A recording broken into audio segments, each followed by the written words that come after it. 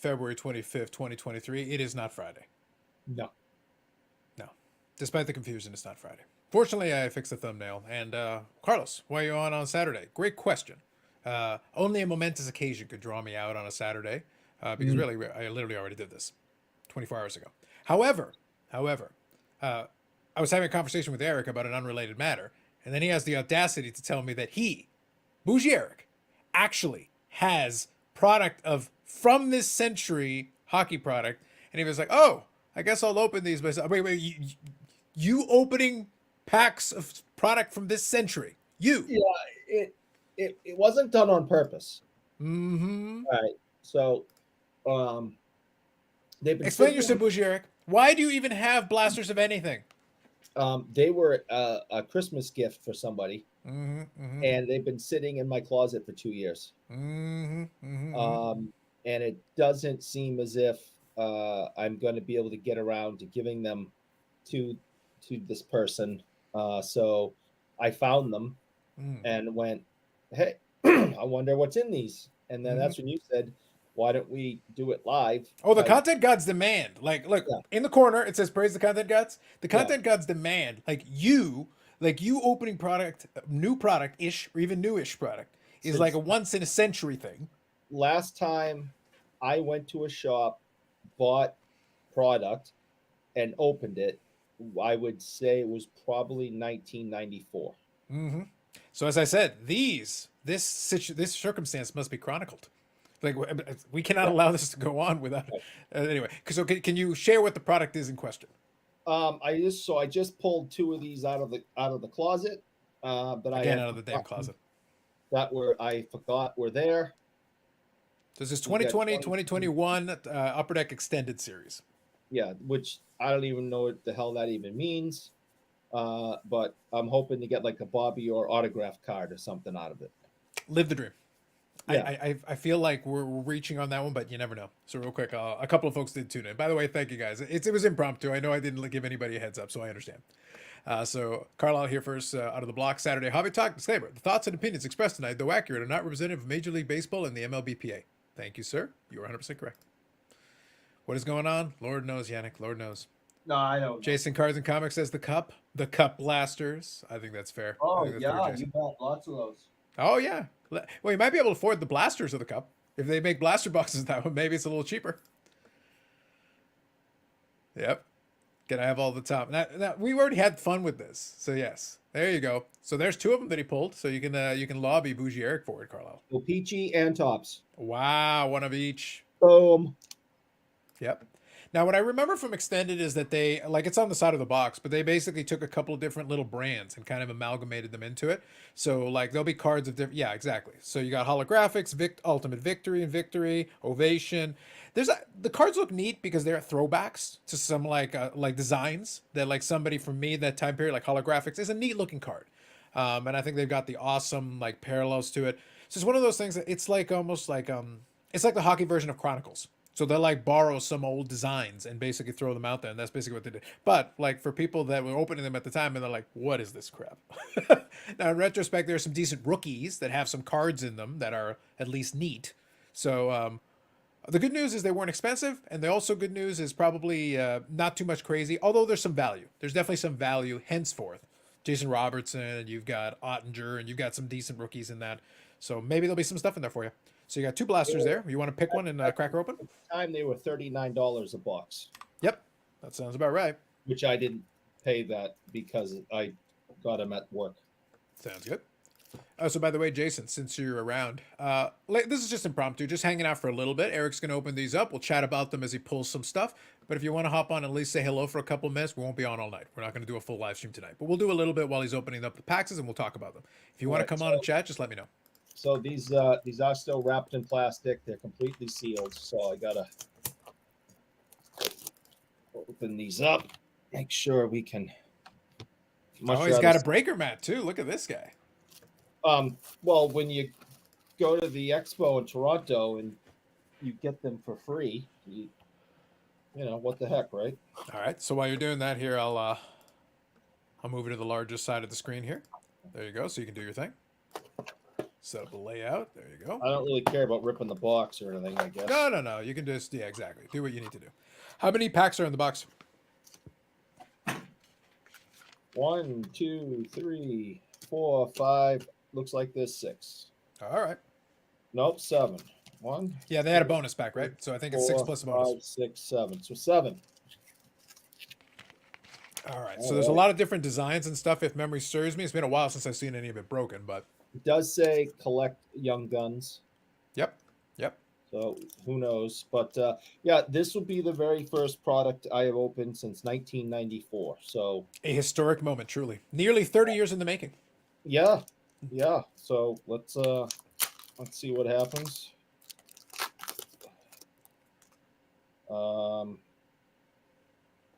We have a base McKinnon card, it looks like. Yep. And I think they did some, is that like the All-Star or like an alternate uniform? I forget. Yeah, that's definitely a third jersey, I think, there.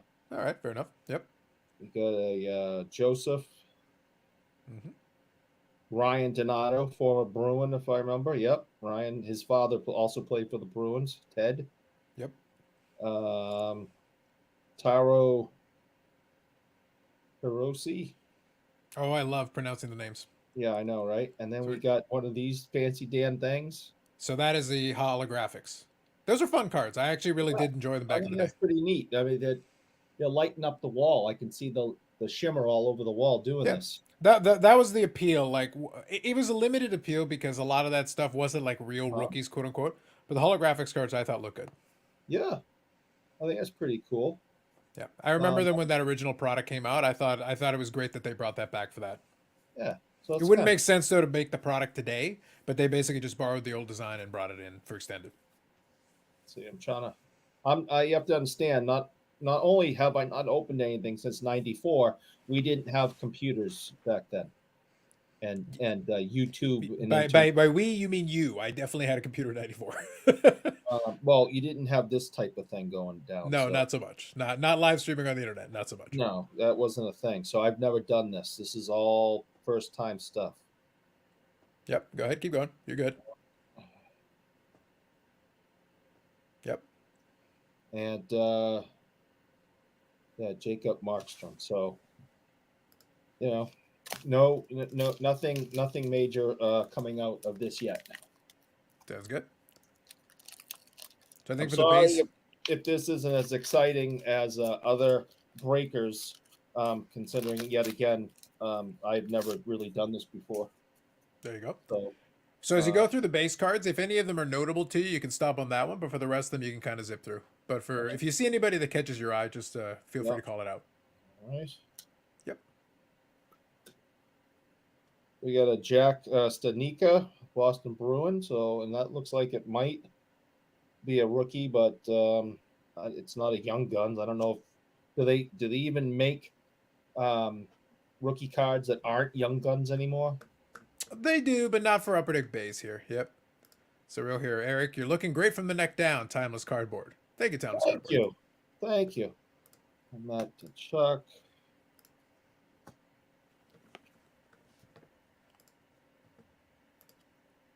All right, so there was no inserts or anything in that one.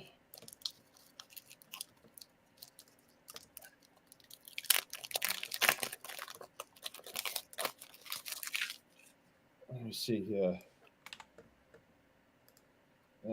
Some of these guys I've never even heard of, but That's encouraging. yeah. Always encouraging. Brandon Holtby, I always liked him when he was with Washington back then. Okay, sounds good. So Jason, I should have shot it over to your email, so you let me know if you get it. All right, here, his. So that's an Ovation card. I like the Ovation as well. That was that was back from the late '90s. So that was an interesting, fun product. And Alexei Heponimi. Yeah, okay. Premier Prospects. Well, that's.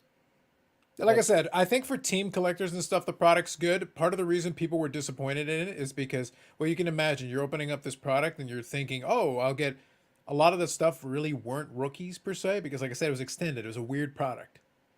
I think after the fact, it's better because now you kind of know who some of the good young players were. so you can go after some of their little inserts and stuff. I think that's fun. But at the Yes. time, it was a weird product, and I think they forced it on people, and they weren't into it. That was the problem with it at the time.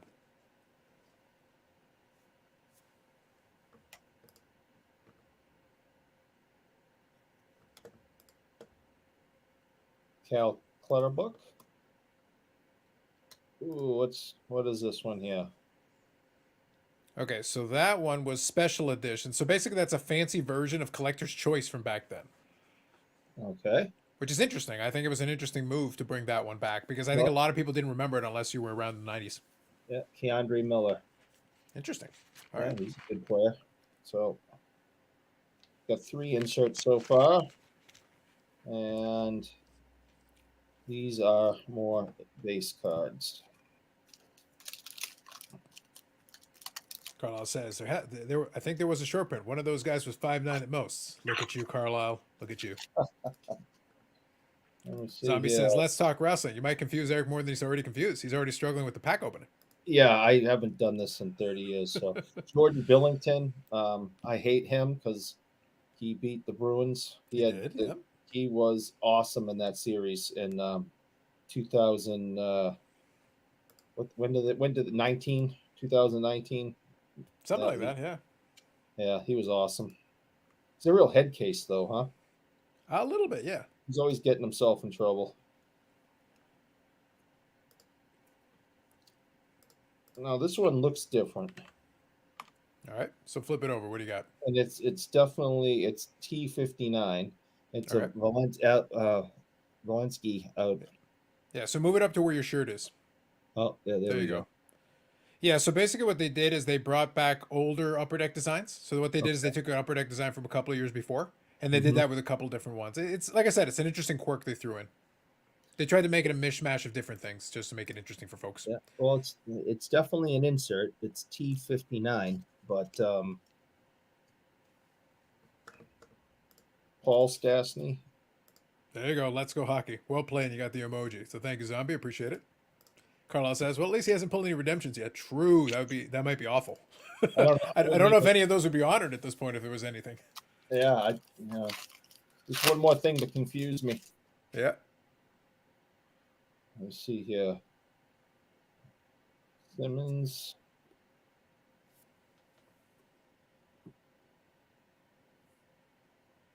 By the way, folks in the chat, feel free to throw in questions or comments or whatever. While Eric's sorting through it, we can chat a little bit. So just let us know. We got a Young Guns card. Yep. So that was the Young Guns design of that year. So like I said, the Robertson and the Ottinger, they had regular Young Guns in the Young Guns in the product. So this is like they extended it. They put more players in it. That's basically what they played out.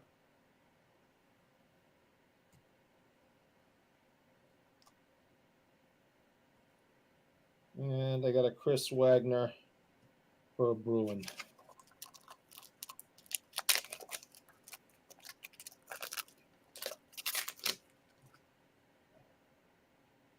Yeah. Oh, I got this one to send a name. All right. You got something there? All right. I'll send this one to name Zach Whitecloud. Okay. Yeah. Mm-hmm. This will go in my name pile. I have one going. I don't want to just mail stuff to him, and I have like 1-2 cards. Mm-hmm. So I'm waiting to get a good stack of them to send out. So I'll add this one to names pile. Send that off to him. Somebody says, "Will Chris Jericho's dad be making an appearance in the live stream?" I don't know. It's going to be a long shot. Yep, Nolan Foot. Yeah, so there's another Young Guns. Somebody for his Young Bucks. That's going to be a different box break. And Victor Hedman base, which he's a really good player. All right, so that's box number 1. All right, so while you're opening that up, let me take you out of that view. It's interesting. By the way, just out of curiosity, you said they were $39.99 back then, right? I believe so, yeah. Yeah, so without context, do you feel like you got $39.99 out of value? No. I kind of feel like the guys felt on Thursday. Yeah. Well, the good news, though, in fairness, is that at least with $39.99, at worst, you're out $39.99. Right. And so it's not so bad. I thankfully didn't actually pay for that, so. That's fair. But that was the price tag on them at the time. Well, that was the blaster price at that time. Yeah. So I get it.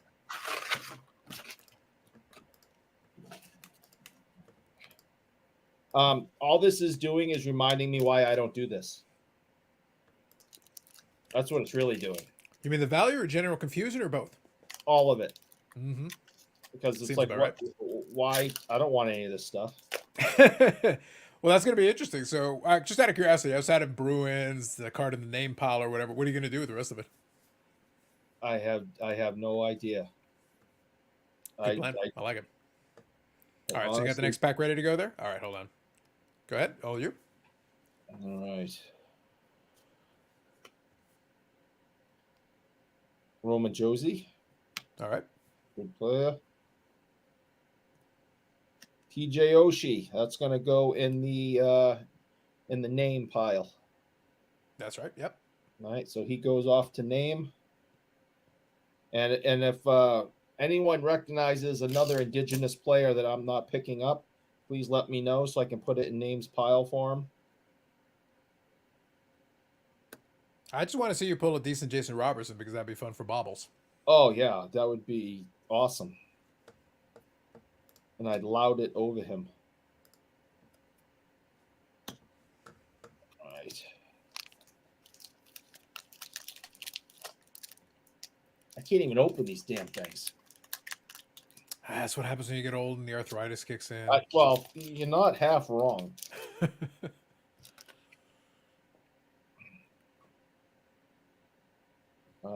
Taro Hirose, Wayne Simmons. That's one tough son of a gun, tell you that. And here we got another Young Guns.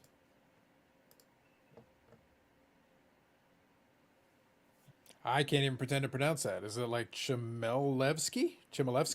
I think you did better than I could. By the way, on those ones, do they put the pronunciation on the back? I know Upper Deck does that for some products. Just out of curiosity. Really? Let's take a look. Not that I could tell. Nope. Too bad. They did. They actually did that for MVP, I think, a couple of years, which was a good idea. Like, hey, give me the phonetic spelling, then maybe I can pronounce it. Carl Soderberg. Could have sworn I thought he played for the Bruins. Maybe no, doesn't say so.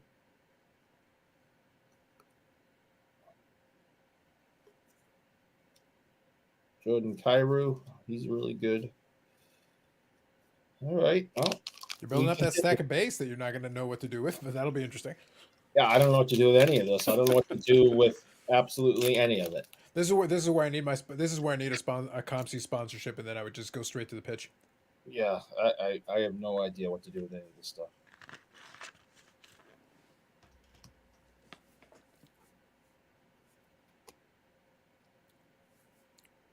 So I'd actually like to see you pull a numbered card. I think that would be interesting. Yeah. So, anyways, so I know there's something shiny under this. So I guess I'm supposed to how am I supposed to do it? Kind of like pull it out like that, and then go like this, and then pull it out like that, and go like this, right? And then down to the top. I think I need to send you some footage of some more breakers. Isn't that what they do? Usually once or twice, and that's about it. You already exhausted that. Up from the top. Oh, it's a Blackhawk. Oh, I don't know, but all right. So rookie class there, you got that one. All right. Another shiny. They're interesting looking cards. I just think it was they were a little too clever. I think the original ones didn't have that rainbow foil, but if to be fairness, if you're going to do it, you may as well make it a little fancier. Yeah. Here you go. If Eric signs a rookie card, would be considered an RPA. The definition gets blurrier all the time. Timeless cardboard. Who knows? Yeah. Perhaps. Right. Perhaps. All right. So how many packs you got left there? I just opened this one, so we'll count this 1, 2, 3, 4. All right, we're getting there.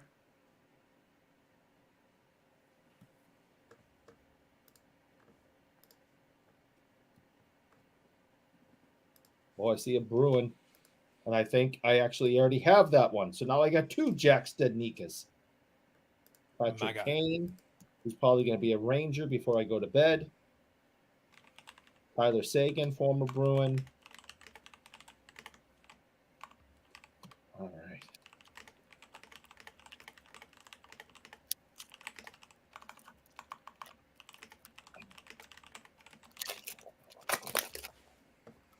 Let's see here. Carlisle has a comment. Speaking of names, I learned yesterday that Mike Soroka, the pitcher, would like to refer to as Michael Soroka going forward. You can thank me later. Thank you, sir. Oh, well, when I talk to him, I'll make sure I say it right. Oh, wait a minute. I'll never talk to him. Okay. I actually have one of his cards. Unfortunately, because of the injury history, I kind of hang it on to it in my back pocket. I was able to get a nice one early on, but unfortunately, injuries, he never really got anything forward. I like, though, when they get picky. It's like, call me Michael. Why? Just Mike is fine. Carey Price. Chris West. I mean, these are the exact same Bruins cards. Maybe that's all they made. I don't know what the checklist looks like. 4 Bruins cards, and I got their doubles. I mean, come on.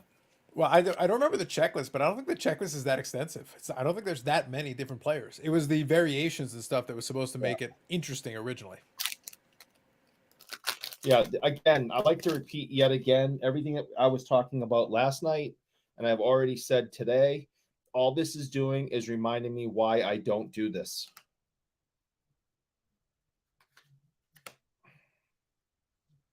Oh, wait a minute. I gotta. Oh.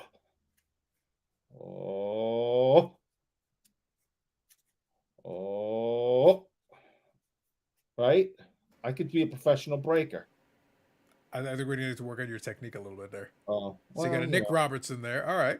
So I got a Robertson. Yep. Suck on that, Baubles. I got a Robertson. And is the top corner dinged? Just out of curiosity, it looks like it was. I was looking at the top left. No, it looks okay. Okay. Maybe it was just the light caught it. Okay, fair enough. All right. Soroka would be the next Canadian Baseball Hall of Fame. Hey, listen, I'd be happy for it as long as he actually can get on the field and play. I think that'd be good. Let's have Eric pick his favorite card and send it into Beckett. Yes. Fantastic. I love that gimmick. I really do like this one so far. Well, I think the holographics, I think, is the nicest one you've pulled out of the card, just aesthetically. It's the nicest card you pulled out of the bunch. If I had to pick which one I like the most, I'd say it would be this one so far. Yeah. I mean, holographics back in the day, the entire base set looked like that. I mean, I think they all suck. But all right, this is the last one. All right. Last pack. Let's see if you get anything. Oh, yeah. This is where the Gretzky auto is going to be in, right? All right. No. Ryan. Oh, look at that. Oh, you got a go one. I think that's the awesome parallel.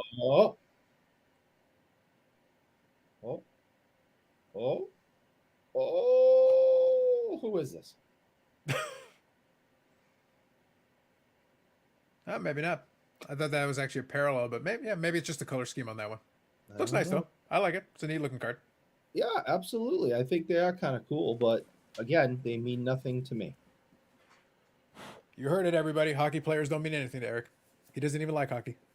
Well, so there's one there. One there. Paul Stastny again. No, hold on. Wait a minute. Oh, holy crap! I think Eric dipped. I saw that. I think we caught him on that one. Look at that. And it is in good shape. A 73-74 of Rod Gilbert, Hall of Fame, Mr. Ranger. Sounds like we know which card he should be sending to Beckett. I think this is my favorite one that I picked out of all these. Oh, you have terrible taste. Obviously, the holographics are the correct move. No, I definitely think it's this really good condition Rod Gilbert. That's what I'm going to go with. Interesting. Is that your idea? So, yeah, again, I don't get it. Oh, I think it would be more problematic. Unfortunately, the break you had there, because if we had gone with the original retail, that's $80. Yeah. That'd be pretty rough for $80. Like I said, some neat looking cards, but for $80, that's rough. Yeah, I don't get why people do it, and whatever, to each their own. It's a lottery ticket. People like to gamble a little bit. That's the point generally of it. I mean, here I am. I wouldn't mind having Bruins cards. I'd throw them in a box somewhere, but I got 4, and they're doubles. I'm not joking. I didn't see the checklist. I would be shocked if maybe the Bruins checklist is actually very small, And maybe that is it. Maybe you got two copy out of two blasters. I love that you got I mean, duplicates of both two and two blasters. are you freaking kidding? I mean, and then the rest of them, I got doubles of a lot of these. So, Yeah. Average Joe card collector says, "Is the Gilbert numbered? One of one." one of one, so it's mine. So, these are the inserts.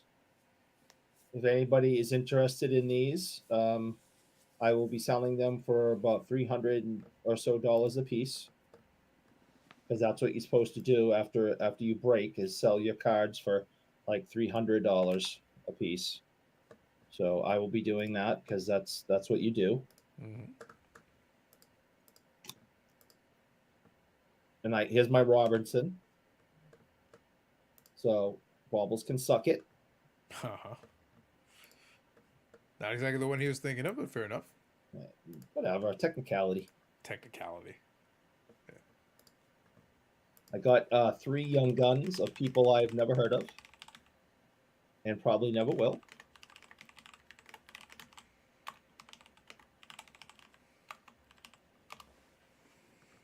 Let me scan here. Hockey cards are like French food. There's more enjoyment when you can pronounce the names correctly. That's probably true. That's probably fair.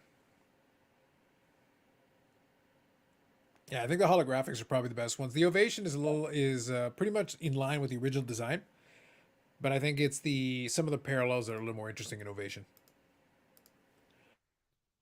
Yep. So, Amazing. I think if you're a young kid, like really young, like these were supposed to go to a 10-year-old when they were purchased. I think they'd probably be happy to get those. It didn't cost them anything, right? If it's a gift, it's got hockey cards in it. Some of them are shiny, and you think a 10-year-old might be like, "Hey, these are pretty cool." I think a 10-year-old this one would be like, how much are they worth? Yeah, unfortunately, right? And probably they'd realize the ROA is not so good. Carlisle says, So, baubles in hockey speak is bow bells. It's probably true. It's probably true. So let me ask you guys. I actually invited Jason from Cards and Comics. We'll see if he can figure his stuff out. But just in case, we'll talk. We'll chat for a little bit here. Like I said, we're just hanging out tonight. Won't be a full stream at all. But since, like I said, it's almost 30 years since Eric has actually opened new products. So I was like, and wow, it's we got going a to be chronicle. another 30 because that was stupid. Amazing Yeah. value. Amazing. So Yeah, anyway, I mean, I just don't get it. I just will never see myself spending real money to open product and gamble my money away. I will simply wait for some other fool to do it, and then if they want to sell what they pulled and it's reasonable, I will purchase it from them. But I will never, ever do this again in my life. Hey, fair. I went 30 years or so. I can do another 30 and I'll be dead by then. With medical science, we'll probably live just long enough to let you do another break. But we'll be doing it in. We'll I'll be be doing 80. it. We'll be In doing it in 30 years, VR. in 30 years, I'll be 80. So, VR. so name is here. Yeah, Name. well, I'm getting to the comments, man. If you'd stop Right. for a second, I'm reading the comments. Okay, So good evening, all right. Orlando. He says impromptu streaks, streams too, but streaks. Yeah. You can show name the fancy cards you pulled for him. You at least were able to pull 2 cards out of there. That's right, So streams too. That's right. I don't know if he was here for the whole thing or whatever, because I know that he's been big timing us and going on his world tour. Promoting his Upper Deck card collection that he has. By the way, his card collection, and this part is true. This part is true. His card collection that he participated with Upper Deck in making about Indigenous players is coming to Boston. It really is doing a North America tour and will be in Boston. This also is true. I asked him to fly out here and give me the bougie tour of the cards as the creator. And he said, "I don't know who you are. Please honor the restraining order." And he completely big timed me and said that I'm not worth spending that kind of money on flights and hotels to come out here and show off his cards to me. So yet again, he has big timed me, Mm. and people wonder why I give him a hard time and I dislike him so much. This is just another example. Mm. It's true, Carlisle. It's facts. Facts. But um, I pulled these two cards out of these boxes of White Cloud and Oshi, and they are going to go in the name Cardinal pile. And I also, now that I remember, Mm. there's another. Hold on. I just have to find it. I did. While you're doing that, I will look at the chat. Good evening, Okay. Dom. Yep, those are actual cards in my collection, not the upper deck cards. Backs. Thank you, name. And I just found a price, and I believe he is also an Indigenous player. So I will add him to this, and I'll go through and study a little bit more. And if there are any other Indigenous players in these, I will put them in the care package that I'm building. There you go. Because as much as I hate name Cardinal, and everyone knows that, I really respect the. I don't know if you call it a charity. I don't think that would be the right term, but the program that he has set up to show Indigenous youth, young hockey players that they too can make it and have a future in hockey, and they can be included in the game by showing years and years and years of Indigenous players that have made it, going all the way back to the 50s till now with current players like this. So he collects the cards of Indigenous players and hands them out for free at the Indigenous hockey camps to kind of motivate the kids and give them, I don't know if I want to use the word hope, but just give the kids. I think the word you're looking for is motivation. Motivation. Yes. To hey, you can do this too, and hockey's for you too. So I think it's a great program he's got going, and I try to support it whenever I can. So, yes. But him personally, I got nothing for him. There you go. I wanted to let you have that moment so I can get back to the mockery now. Okay. Thank you, Eric. You're a gentleman, despite what we say about you weekly, most of which is true. Thank you, Nate. Thank you, Nate. It's not true. Yeah. Timeless Carbo says, like the NFL, can we expect you guys on live 7 days a week? The sponsors have clearly not stated that. Eric's like button money can only take us so far. Not till we get that crumble money. Yeah, when we start getting that crumble money or the Fanatics overlords cut a check, then I'm game for it. But no, not right now. Now, I wanted to chat with you. More than anything, like I said, guys, I just wanted to come on because as soon as Eric said he had blasters was actually going to open, I was like, we're chronicling that. And obviously it turned out kind of the way that I hoped it would. It would have been funny to actually pull an interesting card. And it was Hindenburg like disaster. However, that said, like you never know, it could have worked out. Who knows? So let me go in here. Everyone, being 1 second. Let me do one thing here. Let's try this.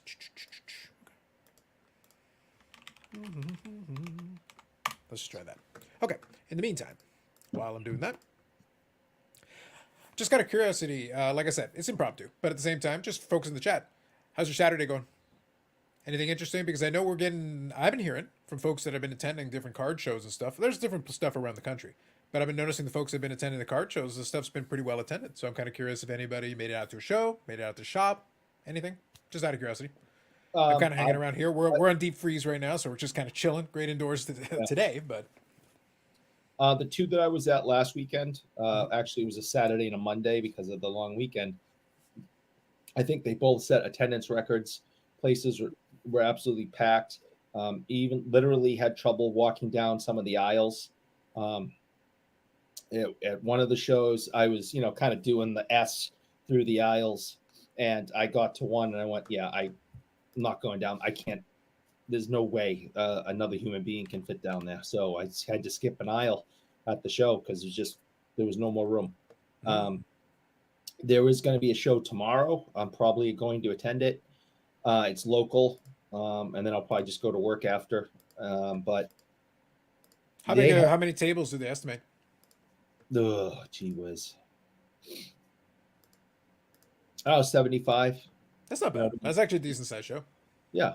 Um, and the people are just piling in. So I expect that tomorrow will be the same. Also, there's a Celtics legend going to be signing tomorrow with Satch Oh, so Sanders. one of the ones that got the first 3-pointer in NBA history. That's exciting. Yes, yeah. He also had him, Bobby Orr, and Chris Ford all scored the first 3-pointer in Well, they NBA. split it 3 ways. It's excellent. That seems Yeah, each appropriate. of them get a point. Jason, if you're good, just give me a thumbs up.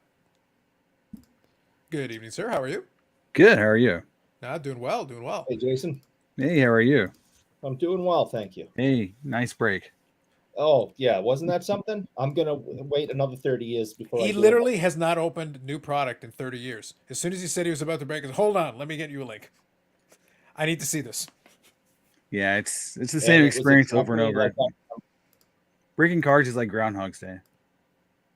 I'd agree with that. Yeah. It was just kind of like I said, it was interesting to see it from the perspective of somebody who doesn't break very often. Like I'll open up the odd thing here and there, but it's very few and far between. We saw kind of the extreme ends of ROI because the cup was opened up on the PSA Canada on the other show, Mhm. but that's because he basically those guys are dealers. They do business with the distributors, so they get this. They love to open it anyway. So like in reality, if we hadn't been on a live stream, he would have opened it anyway. So I guess I go, oh, people would be interested to see. People like to live vicariously through it. The cost on this year's one is so high though. It's Yeah. like 12, I think it's like 1,200 US or 1,500 Canadian plus tax, and it's like you're so far behind the 8 ball, you can't win basically unless you hit a grand slam home run. Not even a home run will get the job done. Yeah, you mentioned on your channel once Zuri, and I watch his breaks. I saw his cup break. I think he opened one box. Yeah. He did pretty good, but I'm not sure he even made $1,200. No. Even Ziri, hitting some good stuff. I can almost justify it. For him, it's almost a business expense because his channel does well enough at this point, and he actually has sponsored. Basically, he has sponsored videos that he does breaks Mhm. with. So even if all he does is, he can probably break even just from having, whatever deal he has with a couple. Because one of them is like GP Sports Cards. He does one Yes. with one of the trading companies. It's basically not a distributor, but they've got a lot of connections with it.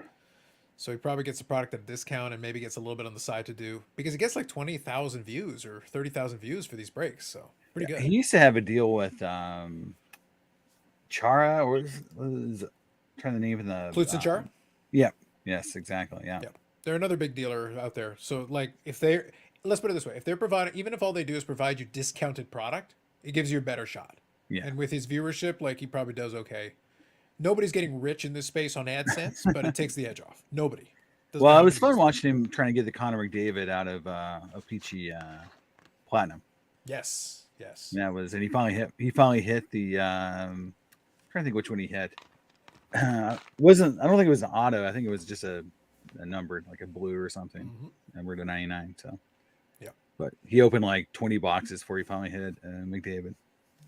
Yeah. But like a channel like his, I get. A lot of other folks is like, good luck to you, my friends. Good Yeah. luck to you. It's a bit of an expensive gamble. It's terrible.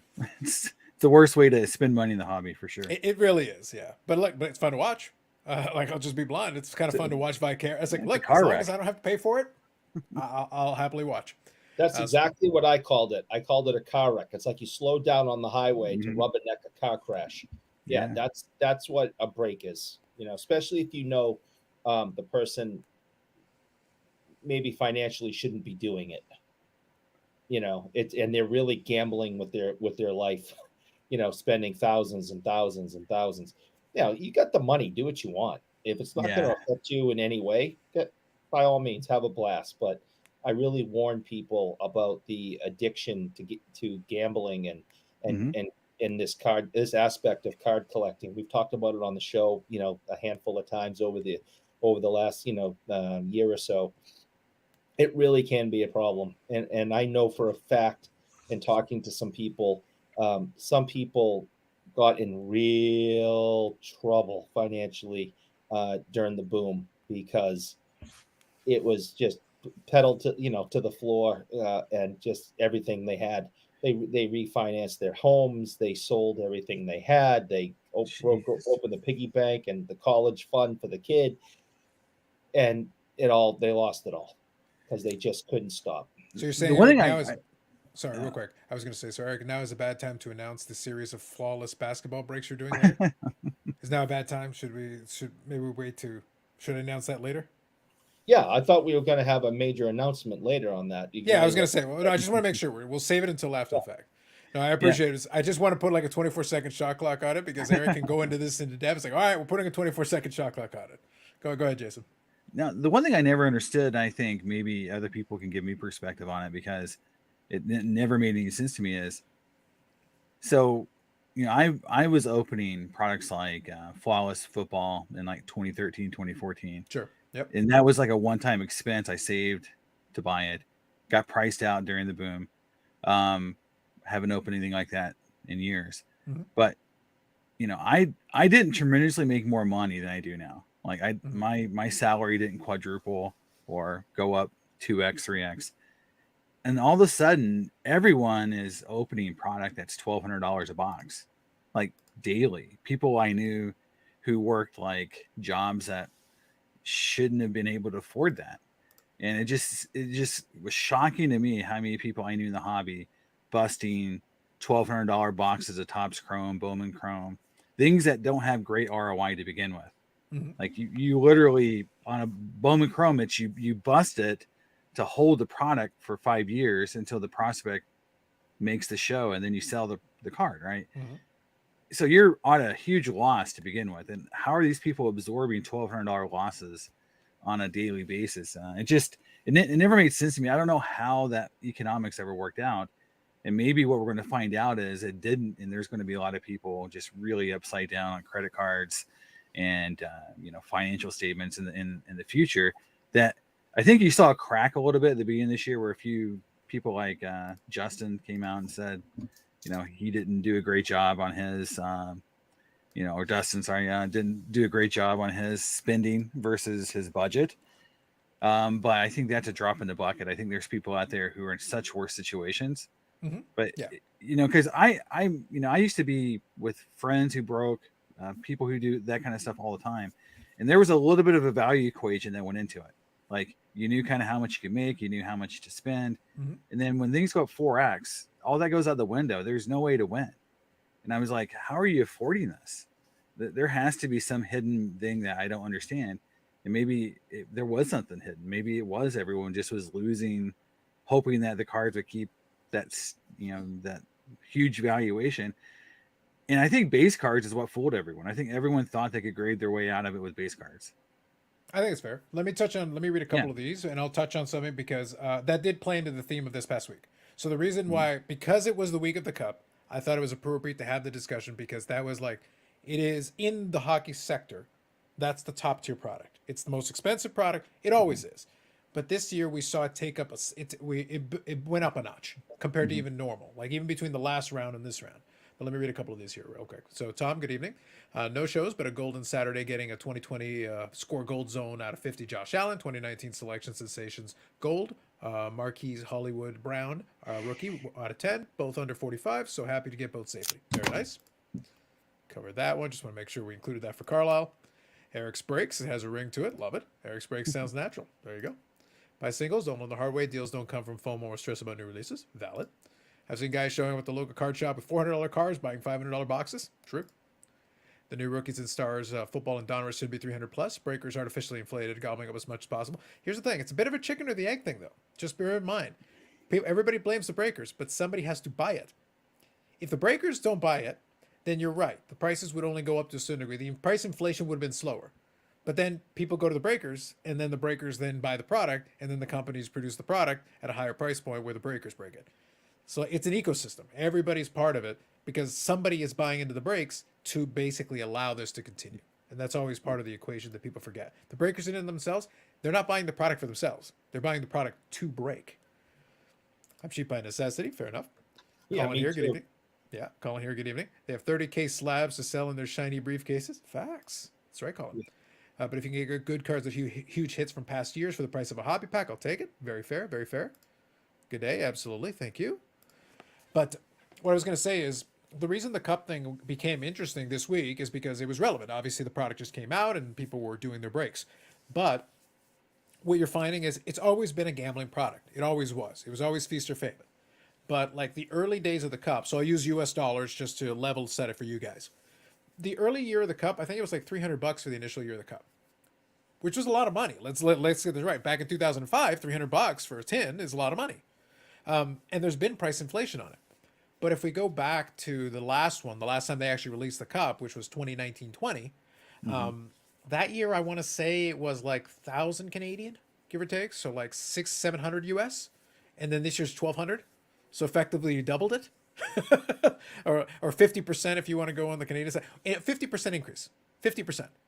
And in the meantime, there was this gap between the last two, and it's like, guys, you're starting up so high that, like I said, the math didn't work out. Some of the singles will sell okay. I know for a fact there'll be some good sales on singles, but I actually one of the Instagram pages that I follow did a roundup of some of the early cup sales just to check it out to give comparison, and it's like it's not as crazy as one would hope for such a brand new product, even for what could be considered the big hits. So I'll see if I can find the specific one, and I'll actually show you guys. But it was kind of like, I don't know about that one. I have questions. Yeah, I think I'm subscribed to that one too. Yeah, I was surprised by some of the prices. Yeah, I think it's Hockey Cards Gong Show for folks. Here we go. Top selling Hockey Cards 2020 the Cup Day 1. So I'll actually go from 5 to 1 and I'll actually show you guys.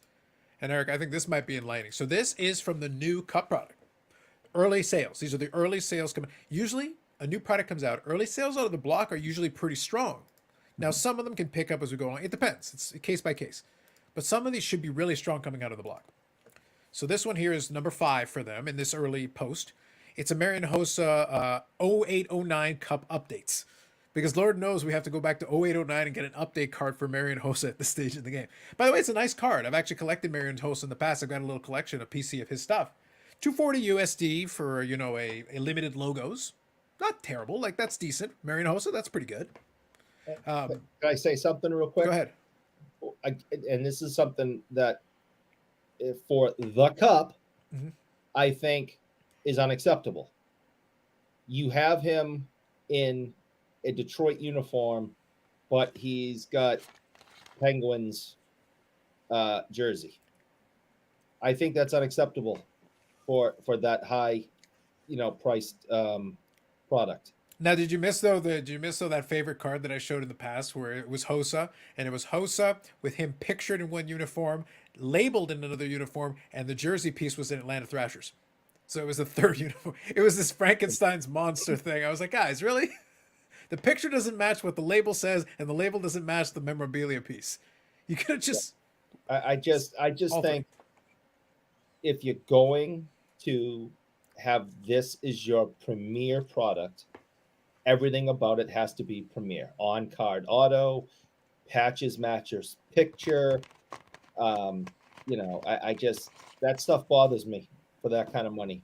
Isn't this 2 years delayed? I mean, isn't this like two? Yeah, this is 2020, 2021, the year 2023. Yes. So after this much time, it's Yep. Seems like a problem. Yep. Here's Alex Lafreniere, which at the time would have been like an amazing hit. If this had released in 2020, 2021, he was considered the hot rookie for it. So $295 for the Enshrinements Auto at $99.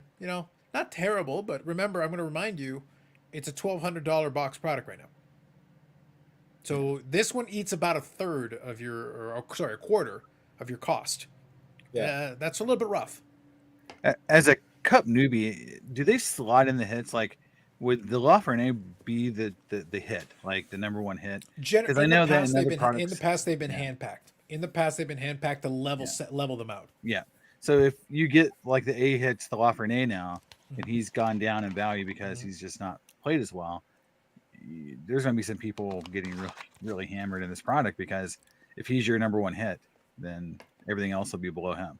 That is right. Yep. And we saw evidence of packs that maybe would have made sense 3 years ago that today, not so great. And Jason Robertson, Bobbles is in the chat now. I'll acknowledge him here in a second. But Jason Robertson wasn't considered a premier hit, But today he'd be considered one of the better hits now. So like today, if you pull one of his, now it's much better pull. So he was in the rookie out of 249, where normally the big rookies are at a 99. A Robertson out of 99 would be a monster. That would really cover you. The 249 would still be a very good hit, but this is the way it's turned out. So here you got a Peter Forsberg. It's a nice card. I like it. 2021 Splendor Patch Auto 27. I like Peter Forsberg. That's a great one. 375. And by the way, for a Peter Forsberg collective, that's not a bad looking card. It's a nice looking card. I like it. But 375, and this is your number 3. These are your early returns on Cup. Like, I'm going to remind you of that price point again. So now we're doing another Splendor one. This one's an Austin Matthews, so we got a more modern player. Splendor cards are kind of nice. Is out of 22. Pretty good. But that's less than 500. You're not even halfway through your pack price here. And this is a pretty good hit. Like, here's our number 1. Connor McMichael. Cup Monumental. So the Monumental cards are really nice because you got the 2 gigantic patch pieces. So this is not the premier name, but it's still a nice card. So that's about 1,100. So that means you pulled this one. This is a Monumental out of 6. That's a monster card in theory. And you broke even on the pack, my friend. Congratulations. So I know, like, from watching past the Cup breaks or auctions, the Gretzky autos that were in the product with the patches, like all-star jersey patches, things like, is that still in the product, or is that something that's no longer in the product anymore? Oh, they'll usually put in some legend patches and stuff like, but so far I haven't seen anything on that level. I haven't seen anything like that. I know there are some high-end legend cards. There's definitely some in there. Like, but the nicest cards that I've seen of legend players, I saw some Splendor cards of Yager that are really attractive cards, really nice cards, very well designed, looks fantastic. If you're a Yager collector, that's a solid Grail level piece. Like, it's a good looking card. And I appreciate Yager because that's in that 90s era. And he was one of the best players of it. But so far, I haven't seen like the big guys. Now, that might just be a case it hasn't been pulled yet. But even I could see, honestly, I could see Upper Deck doing something where they pull a player like a Gretzky out of a product like that, just because they think the rookie can carry the whole product back in, and not really telling anyone that they did that. No, we forgot to pack it out. There was only 10. I could see where there could be only 10 autos. Like, we only have 10 Gretzky autos in the whole product. And I just see that happening so much in baseball, where, there's a Trout auto in the product, but there's only 10 of them. It's like, well, that's the same thing as not having him in there. If you do a number to 5 or number to 10 auto of the best player. Yeah, so I'm taking a look right now through the checklist. 0. So you've got a parallel base auto out of 12. You've got the all-time alumni gold foil auto. So Gretzky is an LA King there out of 25. Autograph monumental patch, which I think those are serial number 1 of 1. So that's a Gretzky 1 of 1. So it's a monster pull. Yep, monumental patches checklist. Yep. Let's see what else we got here. Brilliance autographs. So Gretzky is considered to be 1 in 95 tins odds. So that's pretty long odds on those. I don't know what the print run would be on that. But wow. So you're going to spend $10,000 to pull a Gretzky auto. Yeah. Day with the Cup signature set checklist. Gretzky, Oilers, 1 in 477 tins. Good luck with that one. Let me know how that turns out. Yeah. No, I understand that, things like that are going to be limited, but, if you open up some products from Topps, you'll get a good chance on the high end stuff like Transcendent, where you guarantee some stuff. The Cup is like definitely very hit and miss. Yeah. From what I can see, I think the highest numbered Gretzky is probably out of 25. Yeah. There's not a lot. There's a lot of out of 5s, out of 10s. He's in a bunch of different stuff. It's spread out over different inserts. But it's a lot of out of 10s, a lot of 5s, and then out of 25s. Yeah, well, it's good that he's still in there at some level. Oh, but the problem I'm having with what they're doing is they seem like they're taking a lot of the content out of product and jacking the price up, and then, like you said, they're not even pitting the patches with the right player. I mean, just and. Knowing from a quality background, that's coming because they're rushing to get things done. So, they've only had 3 years. Come on. Yeah. It's Upper Deck. Gretzky has to be milked. Yeah, they definitely included. Hold on. It's Paul's going to say that this guy has Gretzky radar. Remember how I got my Gretzky card? This guy found the one Gretzky card I wanted within 20 minutes of the entire Toronto Expo. This guy has Gretzky Dar, and he's going to come on here and badmouth Upper Deck and Wayne Gretzky products. When this guy was like, I was like, find me this card. And he was like, here you go. Come on. I think based on what you just said, you should let him do whatever he wants and be quiet. Come on. That's what I think you should be doing right now. What was the last hockey game you attended in person or most memorable? The last one I attended, it's been a while now. I attended the World Cup of Hockey because they did a World Cup of Hockey a couple of years back, and they had games in Toronto. And what I did is I specifically went and chose, I think it was Team North America taking on, I think, the Slovak team or Team Europe or something. They had like a combined team. But I think Hossa was on it, and the North American team had some great young players on it. It was actually a good comp. But because I didn't pick Canada or US, the obvious ones, I specifically chose it. It was at the, well, still Air Canada Center at that time. Now it's Scotiabank, whatever they call it. I bought the tickets after the fact from scalpers online, and I was able to get seats basically in the lower bowl for like $30. So I was watching NHL players play in this World Cup of Hockey, but because I didn't pick the Team Canada and Team USA ones, I got it for like $30, and I'm on the lower bowl. It was great. It was a great vantage point. So right after work, I just went and watched the game and then went home. It was actually it was a lot of fun. It was a good deal. Good evening, Hockey Barn. I got another rant. Back it up. About Back it up. Carlisle or Hockey Barn? Hockey Barn. All right, Hockey Barn. Okay. We are going to call Jay, and we are going to sue him. Okay? He will be sued for copyright infringement. Listen, nobody in the hobby gets sued, Eric. Come on, that's new. Okay? He does not have the right at all to be trying to draw Poopy Pony and harass. I'd argue that's a vastly superior drawing than your original version. And that's another issue. He did it better than me. It's a low bar, but fair enough. So sending me these better versions of Poopy Pony and rubbing it in my face, he will be hearing from Jay, my copyright lawyer, and we are going to take him down. Paul says I think it was 10 minutes before he found the card. And Mark says no love. You might have to sell him the rights. He'll be hearing from my lawyer, and I'm not buying anything from you ever again. Oh, I don't think that's true at all. That's an empty threat if ever there was one. No, I mean it this time. I'm sure you do. Do you want to answer the last? Do you want to answer the last hockey game you attended? The what? The question was, what was the last hockey game you attended in person, or most memorable? I answered that question. Oh, the last hockey game I attended in person, or most memorable. You can pick either or.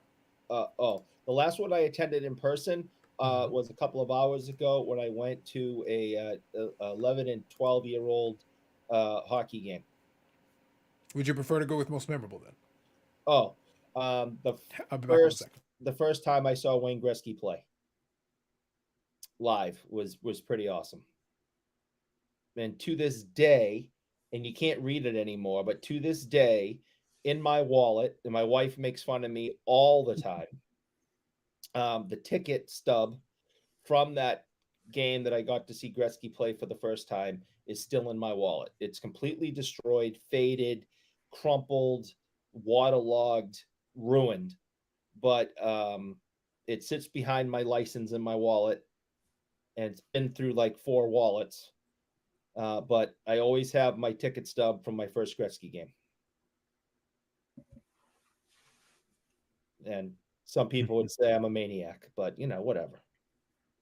How about you? Well, no, my most memorable game, I went to college at Cornell, and I saw a Cornell hockey game. First hockey game I ever went to. It was a collegiate game, and Lina Rinkas, where Cornell plays, is very small.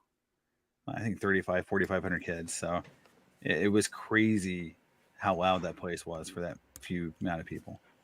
And Cornell Sports is not great, so to see something that electric, like I was pretty jazzed after that game. It was the chance is just pounding the glass, people throwing stuff on the ice. I mean, it was really fun. So that was really like the first time I really experienced hockey at any level, and it was something that cool. A game like that, and ever since then, I try to go back once a year to see a game. Nice, nice. Around these parts, it's easy. Obviously, you can throw a rock and hit a hockey game, so it's pretty. No, no, don't have to work too hard at it. I think the best bang for buck, if somebody wants to do it, though, I think AHL is really good hockey because the NHL product is just too expensive. Like being outside of Toronto, a Leafs game is out. The reason why I went to that World Cup of Hockey was because number one, like I said, Hossa was playing in one of the teams, so and I was like, oh, that's great, sounds good. And I was able to get the tickets super cheap, and it was at the NHL arena, and you're seeing NHL players playing NHL, so you're getting a high level of game there. If as long as you didn't pick the high end competition, and that North American team was surprisingly good, some good young players on it, so you had the combination going on there. But outside of that, go to a bunch of games. CHL games have a lot of great games, and we've got the arena here. It's a little out of the way, but some over in Hamilton, they've got the CHL team now, but previously they had the AHL team. Over here, you got the Marlies, so you can go to the Marlies game. That's cheap. I went to the Calder Cup final with the Marlies some years back when they were in that one, and we got to watch the Calder Cup get handed out, or it was the Memorial Cup. I forget whatever the CHL one was. But it was the championship game, and it turned out to be the clinching game, and we got to watch the actual game get clinched. You were able to get that for a bargain. And what's funny is the guy who sold me the ticket actually had other tickets. So we were watching the game, and he just said, and he came by and he goes, "Oh, just in case there's another game, because I think it was like game 6, so it could have gone to game 7." He goes, "Oh, just in case here's the tickets for game 7, just in case." So he walked over and goes, if you want, you could just take just in case there's a game 7, here you go. But it was a good atmosphere, and it was a lot of fun. And you're watching high level hockey. This is especially when you're watching AHL as well as it's professional hockey. You're watching professionals play. They're getting paid to do it. So, Hockey Barn said, "Indeed, empty. True." He was like at my IG post a few hours ago with multiple accounts. Eric is nothing if not a hypocrite. No, he's lying. It's not true. That's complete. Those are untruths. Mm-hmm. Mm-hmm. Are you saying he misremembered? He definitely misremembered. Interesting. Yeah, my last game I did see an Adirondack Thunder game, which is ECHL. That's nice. Like I said, I think if somebody just my recommendation for somebody, if they enjoy hockey, my opinion is really simple, is that pick any of those levels that you want. As long as the teams are competitive and trying, you will get a good game out of it. Like that's it. That's all you don't have to go to the highest tier. I've gotten a chance to watch the highest tier, and I've gotten a chance to watch almost all the levels in between. And a good game is a good game. If you've got a good game, then it's a worthwhile experience for sure. And honestly, some of the other ones are much cheaper. So bang for your buck wise, you're going to feel better. You can go get a bite to eat or something while you're watching the game and enjoy it and have a good time. Mm-hmm. Lots of screenshots, no doubt. No doubt. I would say that those are those Russian bots. Mm-hmm. Mm-hmm. Interesting. Russian bots, because I would never do such a thing. Obviously. So Jason, since we got you on here, a pleasure chatting with you as always. How are things? How are things going in your neck of the woods? Was that one for me? Yeah. You're Jason. I assume you're Jason. I could rename Eric Jason if you want, but I think you're the guy. So it's been a little interesting. I haven't been really active on my channel lately. I've been, with my business, company I work for. We're in a lot of, pretty sticky stuff right now. I'm involved in litigation, things like that. So I get pulled into things right here I can't pull out of. And so haven't been very hobby focused, but this weekend I went to Burlington, Vermont with the family. So that was really nice to just hang out in Vermont and, but I've been also in the hobby. I'm starting to divest some of my collection. Right. So I've chose to sell my marble card collection off. That's basically not a few characters. Mm-hmm. And so I'm in that process. I probably have about 2,000 to 3,000 Marvel cards that I need to probably sell. Mm-hmm. And so the first week I've been selling those off is this week. And I'm actually very surprised at the prices I'm getting. Just straight on eBay, I'm getting prices that are just a lot higher than I thought it'd be because, the theory is that Marvel cards are dead. And these aren't like PMGs. These are not like, cards that you would normally associate with the Marble Boom. Okay. They're a little bit more on the rare side. So maybe that's why they're doing well. But I'm actually very shocked at some prices I'm getting on some cards. So that part's good. I'm taking the money. I'm going to reinvest it into more of my PC collection. But I've got so much stuff I've got to divest. I'm really starting to curate the collection and whittle it down. So that's really what I'm going to focus on the next couple months. And it's kind of fun to dig through boxes and convert it into money. Like I'm like probably most collectors. Like you get something and you really like it, and it's hard to let go, even if it's not something you collect or something that you even look at and go like, well, that's something I need.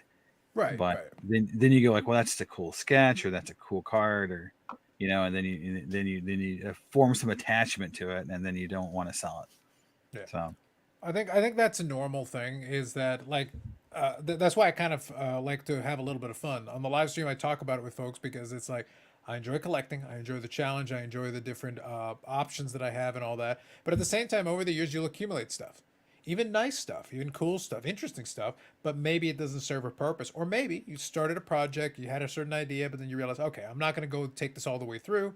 I'm not going to finish it. So what do I do with these pieces that I have that made sense in the context of building this project, but don't make sense right now because I don't have a place for them? And Eric, I think you'll appreciate this one. So like I was looking at some stuff and I accumulated a couple of cards like this Hammenegger. Never heard of this guy. I don't know who the hell that is. Oh, Eric, you have any idea who that is? I have no idea who that is. But anyway, some dude, some rando. So I had that one sitting around. So that one's probably going to hit up on old eBay unless somebody wants it. So y'all can let me know if you want one of these. And by the way, there are numbered and non-numbered versions. This one is numbered. there might be somebody that might want that autographed card. This is on card, and it's one of the early autographs for him. Yeah, this might be somebody that would be interested in such. Just saying it out, like it's not like I'm hard to contact, so y'all can let me know. Yeah, one of the things that really happened to me that, at the beginning of the year when I looked at my collection was I started to get panic over the clutter, the amount. Sure. And I was starting to have an OCD attack, where I was just like, I can't organize it anymore. I can't even, it's just getting too big. And I've been so focused on my Griffey collection, the 90s collection, that I felt like, I've got to really downsize and start, figuring out this thing, because I'm not going to die under a mountain of cards one day. I'm not going to, have a shelf fall on me and they'll find me at the bottom of the stairs, Right. So I've got to really fix this, because I feel like I'm not really, the financial side isn't as big a deal as just the clutter and the mess and just trying to sort things. When you can't even do that, it feels like it's getting a lot of control. Well, it's kind of like, look, I'm being serious. I was teasing, having a little fun with this, but I'm not joking. This is a great card. And when I bought it, it was a great card, and I think it's an awesome card. But it doesn't serve me at the moment. So it's one of those things, I'm not going to go back to this product. But I think this is a cool set. I think if somebody wants to build this set, there's some great players in this set. And again, on card, this is early 90s. I think this is 94 when this one came out. And at the time, it was one of the early pack pulled autographs that you could actually get, which was awesome. And you're getting top tier Hall of Famers in it, which is great. If you like the Legends of the Game, there you go. But for me, then, what am I doing with it? Like, is it on display? Not really. It's kind of just sitting in a box, not doing anything for me. And at that point, it's like, okay, well, then what am I doing with this? I don't just want to have stuff for the sake of having stuff. I don't want to have boxes and boxes full of things where it's like, I don't even look through this stuff anymore. Like, what does it tell you if I just happen to have a nice on-card or Gordie Howe autograph just sitting in a box randomly? Yeah, I tell you what, it's kind of sad for me right now, because I've got some stuff in my collection that I know I have, and I can't really find it. And then you just feel like, like when you need, for example, like, rookies and stuff that you should sell at a certain point when they get popped, Sure. but you can't find them because they're in a box and you don't know which box it is, and you spend 4 hours searching for it. That just feels like, like, again, a collection a little bit out of control. You don't know what you have. I was trying to put together my 63 top set, and just to figure out where it's all at to count it, so I know what I have, is also becoming a challenge, because it's in multiple boxes. So it just feels like it's a time to really spend more time organizing versus collecting more. I'd agree with that. The one that I was joking about earlier, I was actually sorting stuff today. That was one of the things I was working on. But the thing is, now some of it is stuff like that, and some of it is Mhm. stuff that's on the other side of the spectrum. It's like, look, there is a home for this. I just don't know where it is, and I'm gonna have some fun trying to figure that out because I'm like, it's gonna be a problem because I bought lots over the years, Yeah. and like my Medano collection is one of my main collections. But sometimes I buy a lot where I'll look at the lot, and I've seen this multiple times. I'll buy the lot. The Medano is worth more to me than the price they're asking for the lot. And I'm like, I don't really want the other stuff. Hmm. But I'm like, but from a price standpoint, it doesn't make any sense to be like, yeah, Yeah. just keep the rest of the crap and send me the one card. But I'm like, all right, fine, send me the rest of it. So I was laughing. I was scrolling through Adam Larson. I don't know if you remember Adam Larson at all, Eric. Do you know Adam No. Larson? I No. don't really remember the guy. But but look, it's a BGS 9.5. And these are actually good subgrades. Corners is the only one that's a little off. Corners is 9, but then you got 9.5 edges, 10 centering, and 10 surface. It's actually pretty good subgrades. He's a young gun, Adam Larson. They know him in his house. I have no idea who he is. But Maybe My we'll one love thing that the one thing I was doing that was got me a little bit in kind of trouble over the years is I used to buy lots of commons sure. near mint or better from 70s and 50s, thinking that I was going to go back and do those sets at some point. Yeah. So I have lots of 71 tops, 72 tops, 73 tops, 57 tops baseball that have been lying around for like 15 years. I've never put the sets together. I've never gone through to sort them to see what numbers I need. They've just been in the same boxes that they arrived in since I bought them back in the late 2000s. So it's just, or early 2000s. So it just shows you like you start projects and you don't go and do anything with them. And what would 57 tops commons be worth? I mean, it's got to I be don't more know. than, I don't know, but it's got to be worth at least maybe $100 maybe.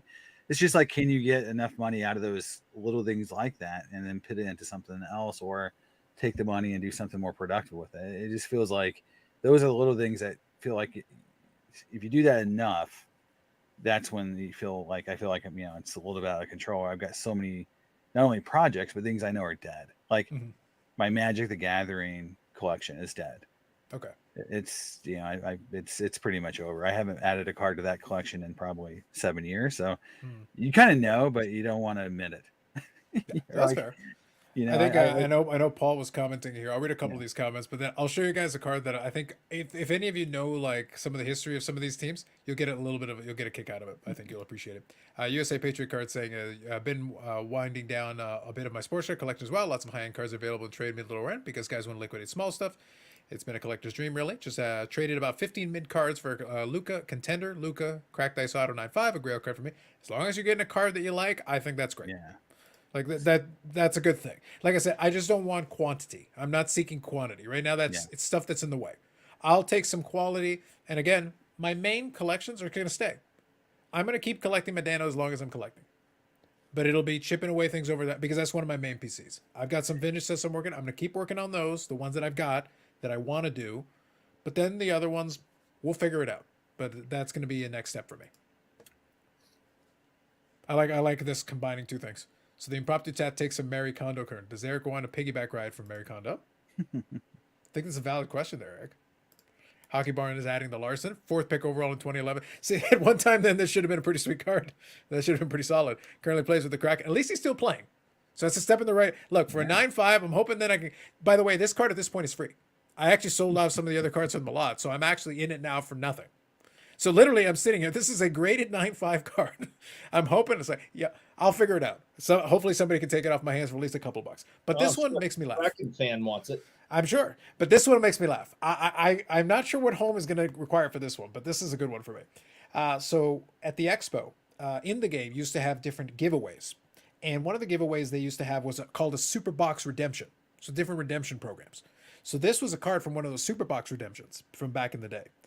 And this is for Ultimate 11th Edition. It is a redemption number. It is a 1 of 1 of Nail Yakupov. Yes. It just made me laugh. I was like, is that an ITG card in the game card? yeah, in the game, yeah. This is one of the redemptions from one of the years. Nail Yakupov, 101. Come on. Which I'm also in at 0 at this point. It just made me laugh. I was like, okay. I'll figure out something. I don't know.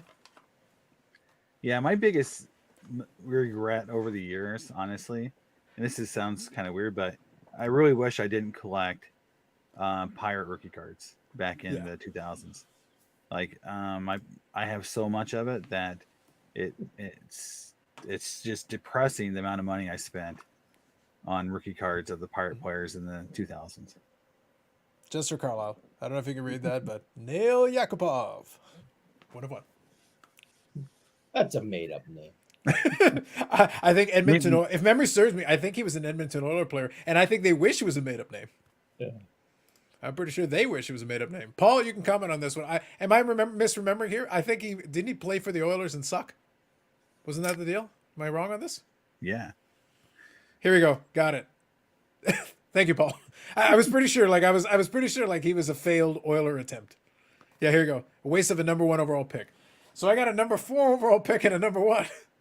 Let's go. Did I mention the draft is a crapshoot? I'm literally sitting here hawking this crap. I wanted to see if I could find a taker. I'm sure somebody will want it just for the novelty or to burn it or something. I don't really care. It makes no difference to me. Yeah, on the sketch card, someone asked if I have an artist. So yeah, I really like sketch cards. For one thing, I'm selling my cards. I'm still keeping ones I like. My favorite artist is Me Like a Car, Bella Rashlin. Are you sure my Nail Yakubov is made up at this point? Like, are we sure? Yeah, Me Like a Car. Yeah.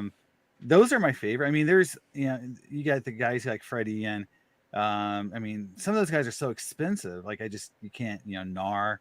Those guys like $10,000 a sketch. I mean, you really are not going to get those guys. You might get them out of a pack, but I mean, just hard to buy their cards. But if I was going to tell someone, like, hey, get a really nice sketch card from someone, I think I would always say Bella or Me Like. I think those two do the best with a small canvas to make it as lifelike as possible. Mm-hmm. So that's just my recommendation. People like Ballard. Ballard to me is kind of like Campbell. He has a style, a very like pastel style. It's hit or miss. So, but his stuff sells a ton. So, but yeah, those are the guys I really look for. I have a Bella Rashlin Black Panther sketch that I'm selling. And it's just because I don't collect Black Panther. So it's just, but I got it in a box of Upper Deck Premiere on EPAC. Mm-hmm. And, 20, I never would have sold that card probably a year ago, but now I'm thinking like that could turn into a Willie Mays card or a Ken Griffey Jr. card. So I'm thinking, well, that like I said, I'm trying to, we're adding a little bit of levity into it. I'm having fun with, Nail Yakubov cards and random crap. But the truth is this, most collectors who have been collecting for a while have a lot of cards that, like I said, maybe were projects at one time. Maybe there was or maybe they did in fact accumulate stuff kind of by accident in the course of doing other things. But at the same time, it's like, but it's still in my house. Like, I'm not over dramatizing it, but it's like, but the problem is it's still in my house. Even though it's funny and it makes good fodder for stuff, it's like, I do in fact need to get rid of it. I don't care if it is in fact throwing in the trash. Maybe that is the answer. Maybe that's what I have to do. But like, it's got to go. Like, it's not serving anything for me. It's literally just been sitting here forever with no purpose.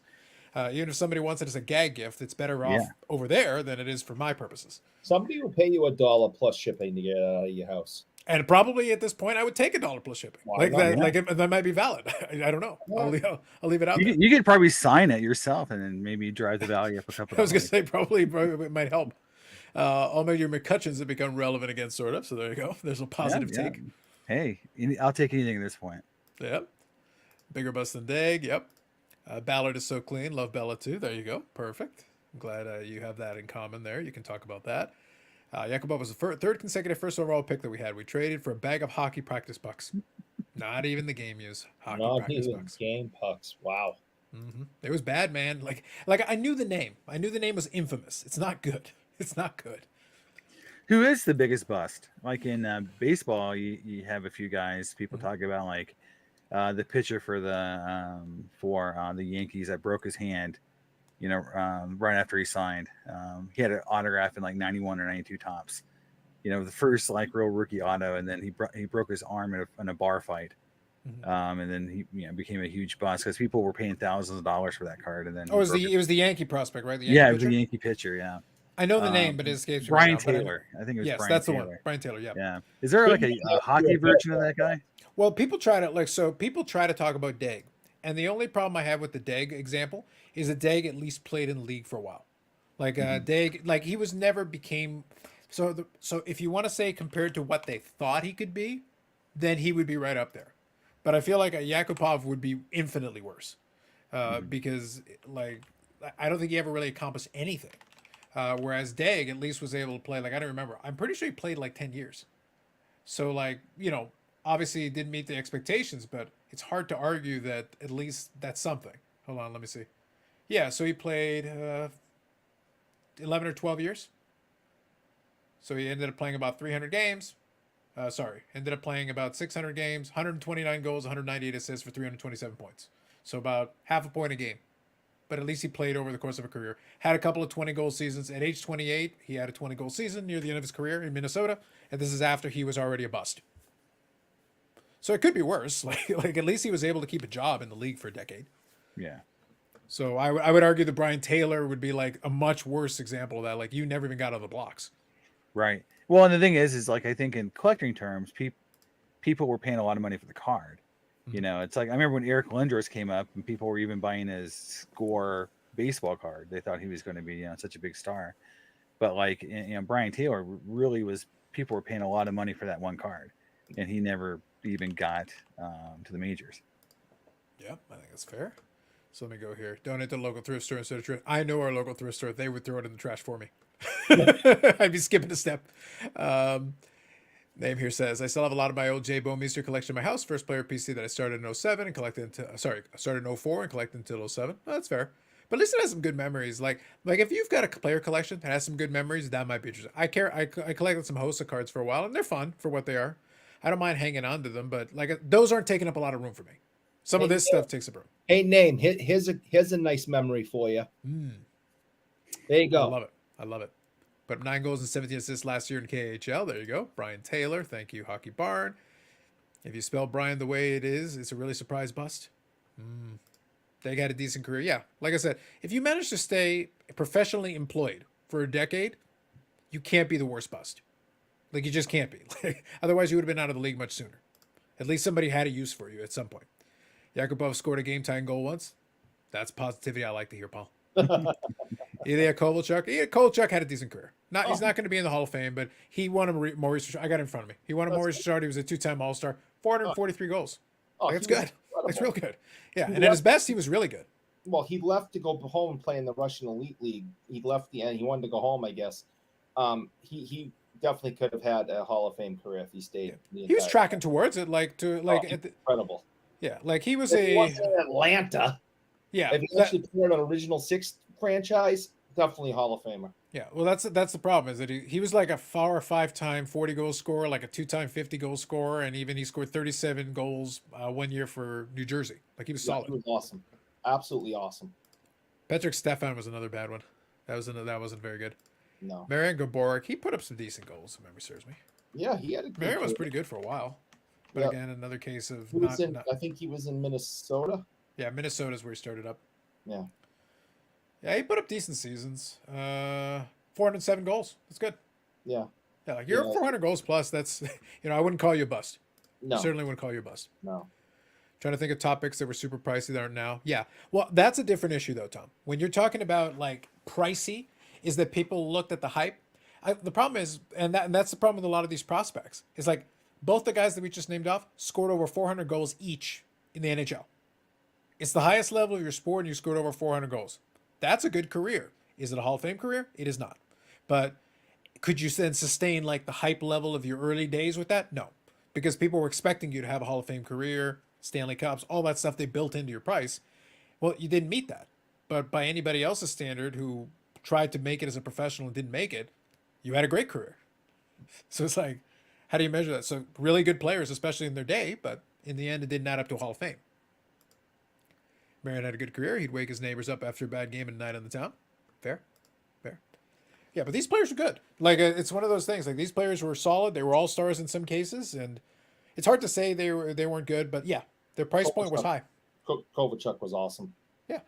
Would you say now that he looks like he's heading towards the end of his career. Is Crosby? Do you think Crosby actually was overhyped?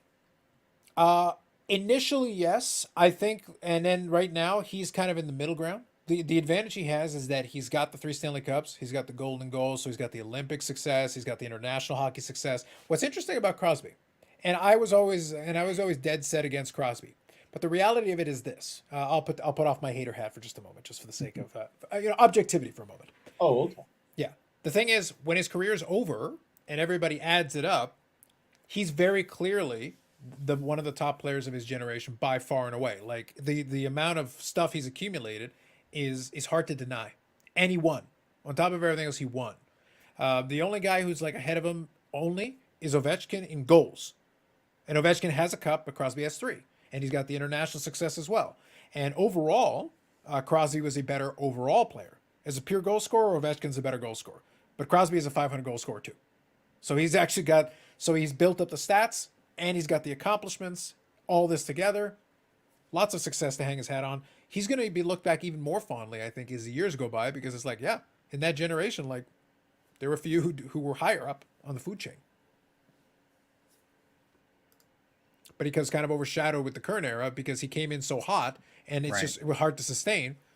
He was kind of forgotten about for a little while, but the problem is he kept winning cups in between. Yeah, because I think the way I look at it now is like he's lost in between, I think, the McDavid and Ovechkin kind of hype right now, and he seems like very much in the background. Yeah, I think he's a guy who will benefit from people looking at him after and go, "Oh, yeah, that's a really impressive career." Yep. Sid also had Malkin. Yeah. Yeah, and that's but it. All the great players had another great player with them. Come on. Mm-hmm. I mean, look. I mean, Lemieux had Yager. You know. For part of it, Lemieux did do some other stuff as well. Messier. I mean, and the scorekeeper. Oh God. I think he's still getting secondary assists to this very day. He's doing it from his porch in his retirement home. I think he got a secondary assist just the other day. It's very impressive. Unbelievable. There's no talking to you. Sensational. Malkin is another guy. I think it was pretty pricey for a couple of years. Now not even close. Very true. There you go. Joe Thornton. There's one for Bougier. Oh God. One of your favorites, Jumbo Joe. Come on. Oh my! And a Hall of Fame caliber beard. His beard game was strong. And on about that guy. Oh my Lord!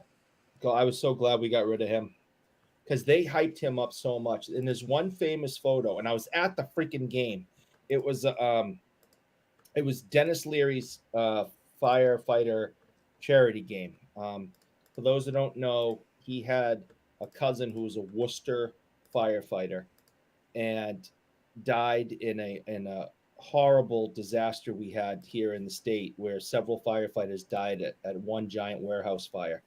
So he started this firefighter foundation and got because one of his best friends is Cam Neely and all et cetera, et cetera. So they had this awesome alumni game versus Hollywood stars and all that. And the Bruins did this thing. They brought Bobby Orr back out, put him on skates. Okay. Orr hasn't been on skates in 100 years. They got Esposito there. They got Jerry Cheevers in full goalie gear. They got Bork. They got Neely.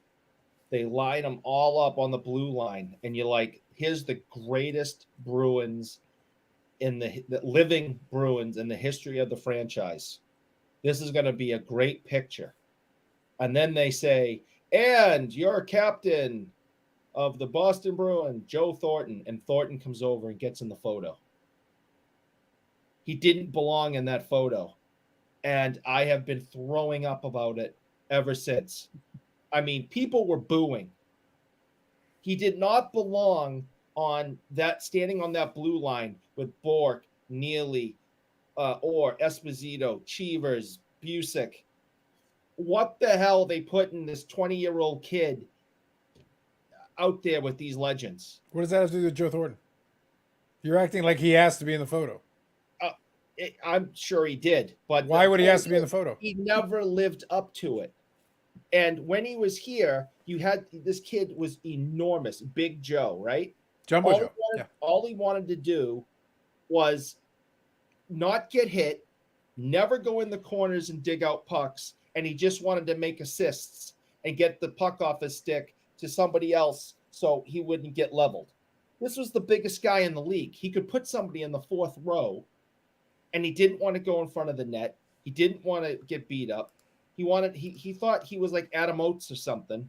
And it's like, you're not Adam Oates. You could be the next Cam Neely. Nope, didn't want to do it. So I will have you know that Joe Thornton has played for like 300 years. Cam Neely played for 27 minutes. Why would he want to be the next Cam Neely? And we got him the hell out of here, and he went off and did nothing in other places. He went to San Jose and accomplished nothing. He went to Toronto and accomplished nothing. I was glad to see him go. 1,700 games he played in the NHL. 1,700. Yeah, he played last year. He couldn't sign on with the team. He wanted to keep playing, and no team wanted him this year. They're like, you're 106. No. He's only 6 years younger than you. And he'll probably end up in the Hall of Fame, and I'll laugh my ass off. Because I'll be like, what did he accomplish? Hart Trophy winner, our Ross Trophy winner. He's a slightly bitter Boston fan. Slightly bitter. Jason, it's subtle, but can you read between the lines and see it? No, there's nobody that's a fan of his here. It's interesting how a whole city can actually have the same belief about one player. I think that's 100% true. 100% true. It's like when you go to Buffalo, I know Tom's talking about Buffalo, is how much they love Jim Kelly. It's like, that is true. Like, he lost 4 Super Bowls, and he is still their guy, 100%. But some players on that team, they're not with, but like Jim Kelly is still icon in Buffalo, and he lost 4 Super Bowls. It's hard to think about. I was a Steelers fan, and I still hate Neil O'Donnell. Like, Neil O'Donnell to me is the worst quarterback ever because of what he did in the Super Bowl, right? And Buffalo loves Jim Kelly. It's just insane. I was at a card show as a dealer. Jim Kelly was there as an autograph guest, and the Bills fans are losing their minds to get his autograph, just losing their minds. So it's just interesting how different cities react to different players. See, now that Eric brought it up and I was looking over, I was like, he led the league one year with 96 assists. 96. Yeah. In one season. He thought he was Adam Oates. And the following year, 92. Yes.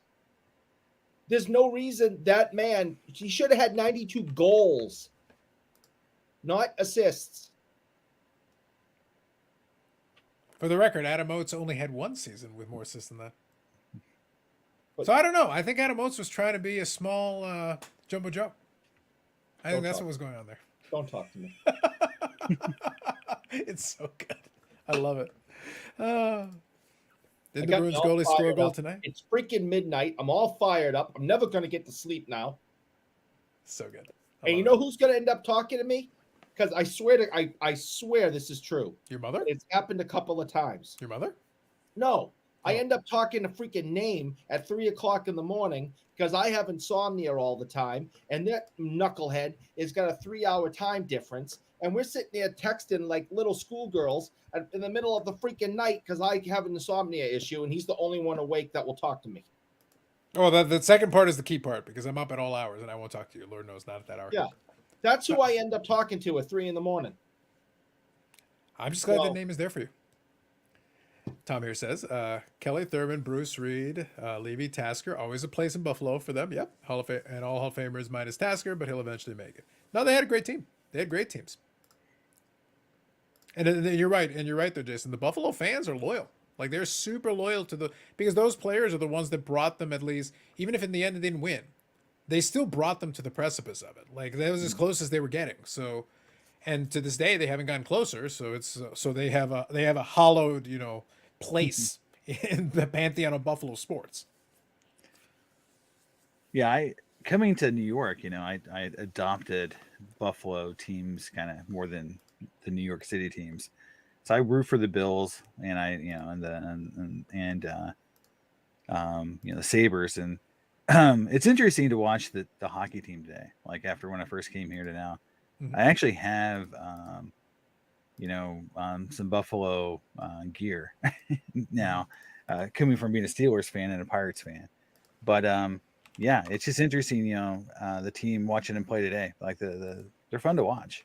Both teams, football and hockey. I just don't know if they're ever going to win, but they're always fun to watch. Well, it's the thing though, is that like being on this side of the border, we've been to our share of Buffalo Bills games, so we appreciate them for what they are. It's one of those. Like, I'm not a Bills fan, but at the same time, I wish good things for the fan base because we've been over here for many years and watched them. I watched those Bills teams try those different Super Bowl attempts, and at the same time, I was like, look, there's no reason to wish them any ill. Like, I wish you the best. Hopefully, I'd like to see you succeed. I think it'd be great. They'd enjoy it. They'd throw themselves through tables. Everybody wins. Wonderful. Yeah, it'd be interesting to see what Buffalo would do if they actually won. That would be, I just don't know. I think that town would go nuts. They might start up enough fires to keep it warm. I think the Bills and the Argos should play for the World Championship. I think that would be hilarious. That would be funny. It would be, yep. And I think there would be like 3 people. I think most of the people in Toronto would be rooting for the Bills. That's the best part is that, well, we're already Bills season ticket holders, but you don't go to the Argos. Nobody goes to the Argos. I think it's funny. Like a couple years ago, there was this talk about the Bills maybe moving to Toronto permanently. Well, they did the Bills and Bills and Toronto series. It was Rodgers trying to angle to try to test the waters to see if they could do it. Now the problem is, then they were like, "Oh, but people didn't go to those games." Like, did you see what the ticket prices were? I think it was like $300 was like the nosebleeds. I was like, why on earth would we pay that to see the Bills? You can literally go to Buffalo and watch the Bills. 15,000 ish of the season ticket holders are Canadian. They already have season tickets. They can just go see the Bills. They don't need to come. They don't need to go to the Dome to watch the Bills. It's a worse stadium, a worse atmosphere. Tailgating it wasn't really allowed in the same sense. So basically, you took almost everything that was good about it and made it more expensive. Mm-hmm. Genius. And then wonder why nobody came. You're shocker. Excited for Young Guns and Sabres? Fair. What's the size of the field and rules? NFL versus CFL. CFL has a bigger field. The dimensions, I think, are 110 yards length. End zones are bigger. They're basically closer. Both sports started from rugby. CFL rules stayed closer to the original rugby. More elements of it are closer to rugby. Can we end the show? Oh, damn it. I appreciate the just holla. Thank you, Kathy. I appreciate you. All right. This has actually been a lot of fun. For an impromptu that we just randomly started with a couple of blasters, this has been good. Jason, let me ask you a question since it was one of the videos. As you said, not as much time for the content, but I did see your videos talking about your love affair with Fanatics' marketing. Oh, I did. nice. I did enjoy that. Now I know you were breaking down a couple of different aspects of it. I think it is interesting. They're still very, very bullish on this idea that they're going to be able to expand the market. It's like it's a bit much, but good luck with that. I take it, being in corporate, environment my whole life, I understand the speak they're talking, which is we made a huge investment and we don't want to look like a bunch of idiots and lose all this money. So we're going to have to say the reason why we can do this is because of marketing. That's always the cure all for everything and always the reason for failure, right? Yes. And I mentioned in the video that as soon as a new company is acquired and the new marketing team takes over, the first thing they do is just throw dirt on the grave of the old marketing team, blame the entire history of everything that's ever gone wrong on that poor marketing of that prior team, and we're going to fix it all. And you heard that soundbite after soundbite is how many times did you hear there's never been any advertising in the hobby, that we're going to do more in the next 6 months and that's ever been done in the hobby. And then when they ask, what are you going to do? They're like, well, we're going to have influencers on Instagram post pictures of their cars. Right. We're like, really? That's something that was cool like 10 years ago. Like, really, you're going to do something that literally is probably the least, impactful thing you could do. And that's your lead in. That's like their biggest idea. We're going to have Luis Rodriguez like do a cooking show. Like, what is going on? Like, there's the marketing plan that they came up with literally has, what I would consider no metrics that would ever tell you if it's going to work or not. Most companies, when they talk about marketing, they talk about working versus non-working, about they talk about dollar spent, ROI, like how we're going to grow. Like, what is our metrics? What's our NSV, growth this year due to marketing? And what all I hear from them is we're going to be innovative and cool, but we just don't know what it is yet. And we're 2 or 3 months away from the season starting in baseball, and we don't know what our marketing plan is going to look like. That just seems like either they truly don't know, or they know it's a bunch of crap that they're going to get made fun of if they ever tell people what it really is going to look like. So they're just being really, I call flippant about the plan. But the crazy thing is that no one is really calling them out on it. Like, if you're going to have influencers interview these folks, which I'm not cool enough to do that. But my gosh, ask them a question or two that's actually more than just, oh, you're going to market. That sounds cool. Like, that's literally the questions they're getting. They're not getting any follow-up questions. I think Jesse on Sports Card Nonsense had one question was, like, how are you going to draw in new people? And they said, well, we're going to be on Instagram. I'm like, wow, that's such a great plan. That's Well, the idea. So real quick, let me interject a couple thoughts here. I agree with you, your general premise here, but one of the things that I think is interesting is that there is no next frontier for a lot of this marketing stuff. The idea of social media marketing isn't new. There are ways of doing it, and that can help to a degree, but you're basically preaching to the choir. A lot of the folks that are going to pay attention to it is already the audience that already was paying attention anyway. Yeah, talking to your base. Yeah, and they've talked in the past, but it was interesting. I did check out the Michael Rubin interview a little bit and kind of listened to part of it, and the idea that they're going to do more advertising that had been done in like a really long time or whatever. Ever. Yeah. In the 90s there were TV commercials for sports cards. Yeah, I remember them. In the 90s there were popular culture elements of it, and it still didn't catch. It only caught to like a certain point. It hit that saturation point like it always does, because at the end of the day, it doesn't matter what you try to do to this product, people still got to want it. Right. Like you can bring them there, but you can bring them to water, but you can't make them drink. Like, that's it. My biggest point that I was trying to make was that the number one thing you market is your product and why it's good, right? So if you don't have a product that has attributes that you can sell to other people that aren't already buying it, then really you have a niche product, right? So then you're really going to just try to get your current base to buy more. That's really what it boils down to. And that's what I kept saying is, how are you going to grow this product when you don't know how it can appeal to other people? They don't know that. Right. And that is very evident by what they're saying. So really the way they're going to grow this is charge us more money, which they're doing. Try to sell us more product, which they're trying to do, and trying to control the distribution and then themselves making more money in the process. So none of their plan actually includes really bringing new people in. They're really thinking osmotically that Fanatics has 95 million people on their mailing list, and if they can just convert 20% of those people to buying sports cards, because there's no reason there. But that's the point. That's the point where you're hitting on, though. That's my point. Is that you can make the idea here, and by the way, thank you, Maximus Parmpolico. You don't have a channel. You're some other guy. What I was going to say, though, is that what's the appeal? What's the draw for the person who isn't already in the ecosystem? Why would they have any okay, people I keep acting when they talk about marketing, they're suggesting that these other people didn't know sports card existed. Mm-hmm. And it's like, well, yeah, that's possible, but there's a lot of people who know it exists and don't want it. Right. They'll go to Walmart. They'll walk by. What are these? What are these strange boxes that look like they have cards in them? I don't care. I'm walking past it now. Like, it's there. It's physically omnipresent. Yeah, and the one thing that's really sad, but this is the truth, and I think everybody who is in the hobby understands it.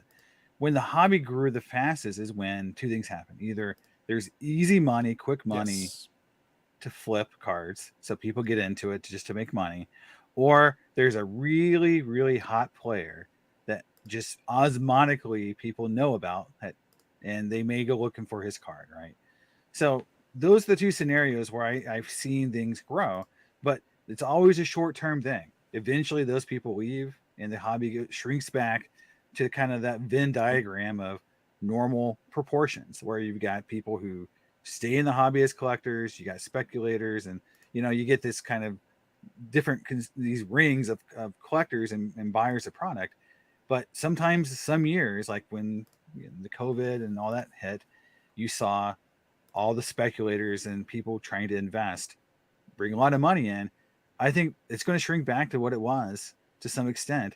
And the Fanatics paid a lot of money for the brands they have and the licenses they have. They cannot come out and say, well, in 5 years, we're probably going to grow 5% and we're probably not going to make our money back. And it was probably a bad investment because we bought at literally the highest point possible on that curve. Right? I just assumed that if we allowed Eric to market it, it would get us to the 10X. I just assumed that was the plan. We give Eric, like, did you not see the break he did earlier tonight? I think if Fanatics provided us with a bunch of free product, let Eric open it, let's go.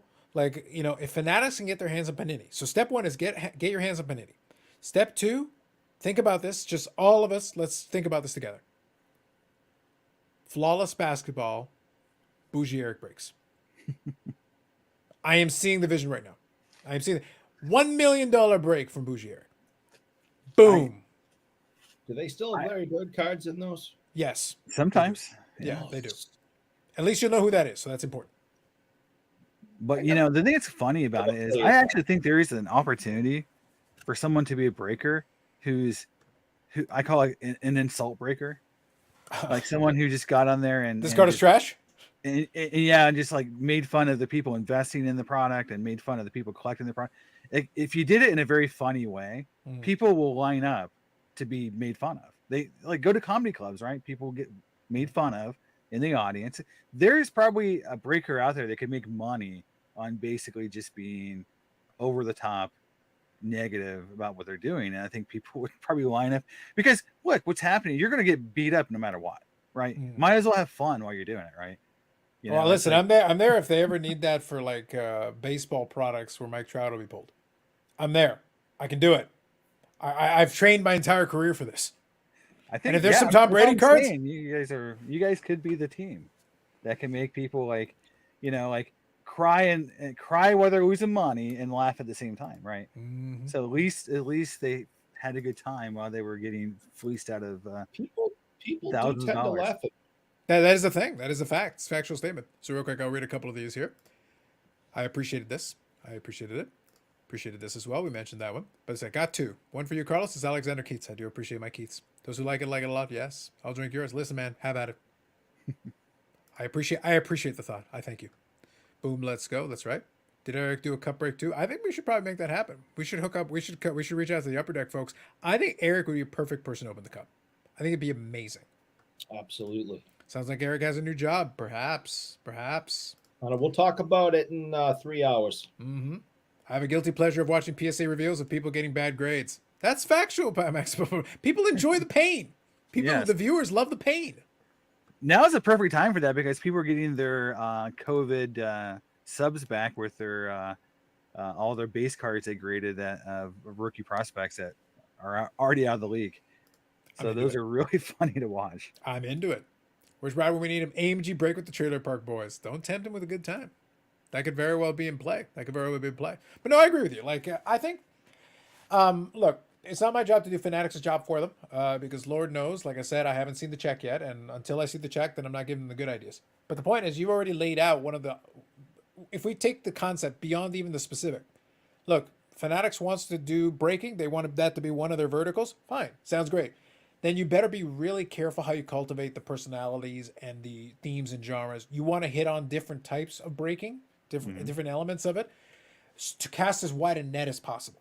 Because then you have to consider breaking then has to be an entertainment product for you. That literally has to be thought of as an entertainment product. You need different kinds of hosts. You need different kinds of shows, different formats, faster, slower, a little bit of both to cover as broad a spectrum as possible and get everything. And half shirts, right? Yeah, absolutely. Without a doubt. That's what we got to do, right? Half shirt. I think you need to keep your shirt on. I think that's critically important for your. I think we'll stick to the insulting and laughing at you. I think that's your niche. Yeah, but come on, we all know what's going to happen. Did Eric will take off his shirt? Probably, if we allowed it. We want to stop that. There's going to be 5 or 6 channels on their breaking that's going to be, like ex Pokemon girls that they get on the channel, and it's going to be. You can almost call it. I mean, I guarantee we could probably predict 5 or 6 of the types of breakers that they're going to have on there right away. And I feel like that's just it is what it is, but it's going to be just so anticlimactic. I would love if they actually had people who had good personalities who had something to say, but they're not going to make it. Well, they already like look. It's a different concept. Well, not different concept, Yeah. but it's a different genre. But PWCC already does this with their sponsored auction breaks. They've got different folks that cover these different categories, right? Right. They have Poca Chloe for the Pokemon thing. Right. They have Rob Gerard, sports car therapist, who's talking about vintage. That's his. You've got Jeremy doing one on weekly for hockey cards. Well, obviously, so you got that. And then I think you've got at least, I think the Slapstock guys are doing one. So they've got like 4 or 5 different ones Yeah, that are covering these different categories. Yeah. And it's the same auction. It's the same auction, the same lots, but broken up into these slices. And they're sponsoring all these simultaneous live streams to try to draw as many eyeballs into it as possible. Yeah. I mean, look, let's be honest. I mean, if they got the lady from what was it? Titan Breaks. Ally from Titan Breaks, yep. Yeah. I mean, come on. She would bring over, how many people would she bring over from her own, that she's growing as a base? That would just make sense. That would actually, I would have a problem with that because she's definitely cultivated an audience. But that's going to be few and far between. What they're going to do is they're going to try to bring in like minor celebrities. I mean, why wouldn't they hire Phil's Pulls, right? Get him in there and break, right? He's kind of entertaining. When he talks about Mariano Rivera, that's kind of fun. Like his personal stories about being in the pros. I mean, that's something that I think they could build on, but will they do it? I have no confidence that these guys will do something smart, that they'll try to do something most likely cheap and most likely with people who probably shouldn't be on TV or on whatever this is going to be on the, breaking stuff, because that's what they do. I mean, these companies never learn to bring in people who actually know anything about the product. They think that that's secondary to actually what people want to do. Well, in fairness, I think this is our best pitch for Eric because he doesn't know anything about the product. That's like our best chance. Like if he has to know about the product, this might be a hindrance in our plan. Yeah. I mean, you listen to how they talk about their own product. You would think they were selling something that was going to cure cancer, not baseball cards or, sports memorabilia. Not only did this tonight not cure cancer, it didn't even make me happy. Yeah. Well, in fairness, you're never happy. Yeah. Okay. That latter, like look at your subheading. Do I have to remind this? I agree to your terms.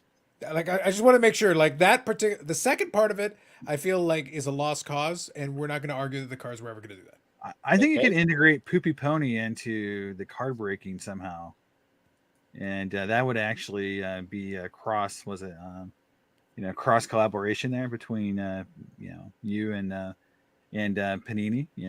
Give them Poopy Pony like points or something for every time they don't pull a hit that actually should have been in the product, or they got a points card.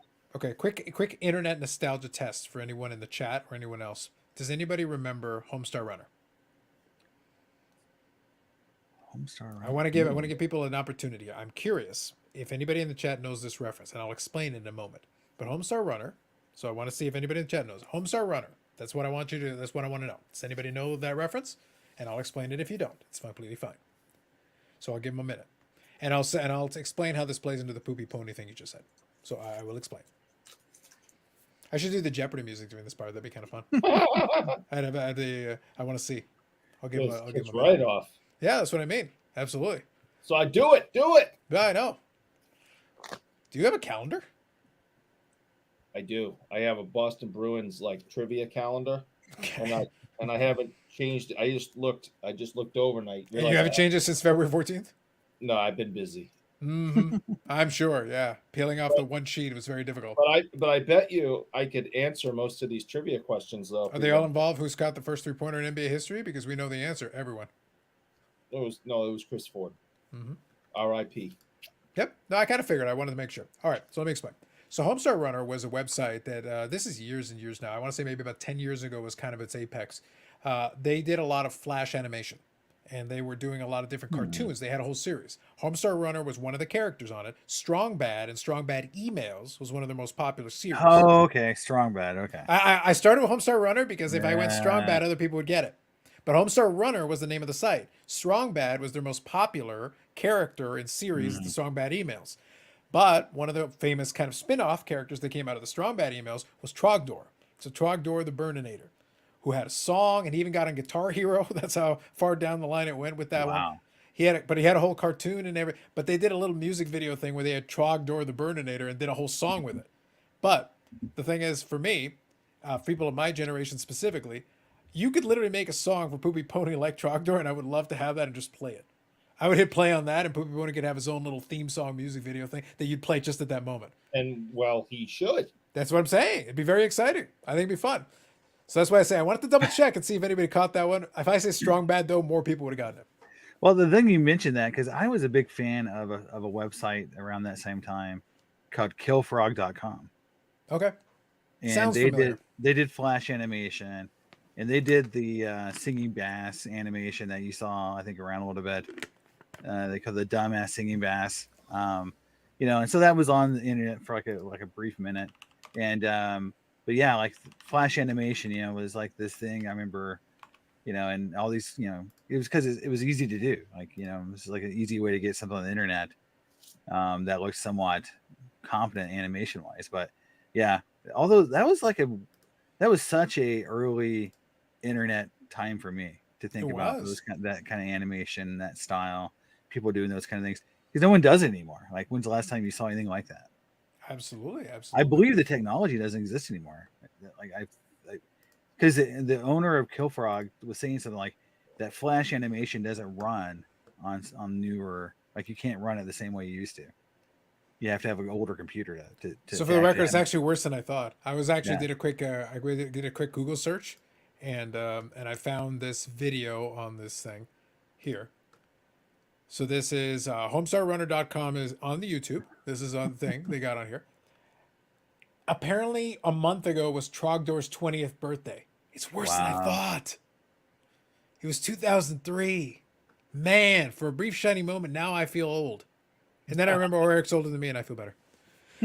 It took a moment. I lost. I had a second of quiet dread, and then I remembered Eric was older than me and closer, and thus Quite closer a to bit. death. Yeah. I feel a lot better. See, I recovered quickly. Wow. I recovered quickly. But 20 years ago, 20 years old, Trogdor. Yes. Just shows you too, like the first thing I really remember from YouTube was watching the dubbed Juggernaut video from Okay. X-Men the cartoons, right? Which actually made it into the film. Oh, okay. Yep. Remember that? Like when he runs to the walls and he says, "I'm the, whatever Okay. Juggernaut." Yep. That came from that dubbed video that someone loaded on YouTube. Like it's like one of the earliest YouTube videos that people went viral, right? And I'm thinking like how simple it was back then. Now it's like I don't know how you go viral anymore. Oh, it'd be You know? really like back in the day. The reason they got as far as they did is because they were pioneers back then. Like that was 2003. Yeah. So like an online web show, and they even got a merch line and everything out of it. There's our boy, Trogdor, the Burninator. Glorious. That's what I'm saying, Eric. There is precedence for Poopy Pony. Once upon a time, Trogdor the Burninator just celebrated 20 years. He had merch. He had a theme song. He got on Guitar Hero because he had his own song. And Just I saying. would say If I the can get- drawing is worse than yours. If I can get Hockey Barn to stop infringing on my Poopy Pony idea, maybe we could do something. But instead, he's off, stealing my idea and promoting it all around the world. And that's why I'm going to sue him and take all his hockey cards away. And all I'm thinking during this whole time is I kind of want that hoodie. Just saying. Trogdor the Burninator. 20 years. My God. That's a long time. What's even sadder though is like I collect cards that were 20 years older than that, and we still call them modern. You have to think though, in internet parlance, 20 years is an eternity. 20 years is bordering on OG. Like it's right, it goes back a ways. Things were very different on the interwebs back in '03. Yeah. Very different. Very Yeah. interesting. Yeah, it's interesting. I think this comes up a ton as people are trying to redefine what the eras of cards are. I don't think we'll ever move on. I think we'll never move on from the fact that anything that's post 1980 is considered modern. I think it's going to be tough. It's going to take such a long time. Basically, the only way we're going to get to maybe around 2035, 2040. Like once it's about 60 years ago, maybe Right. maybe there'll be a pitch for it, but it's like, yeah, basically it has to be 60 years ago. Yeah, because I remember like buying my first in '86 buying cards.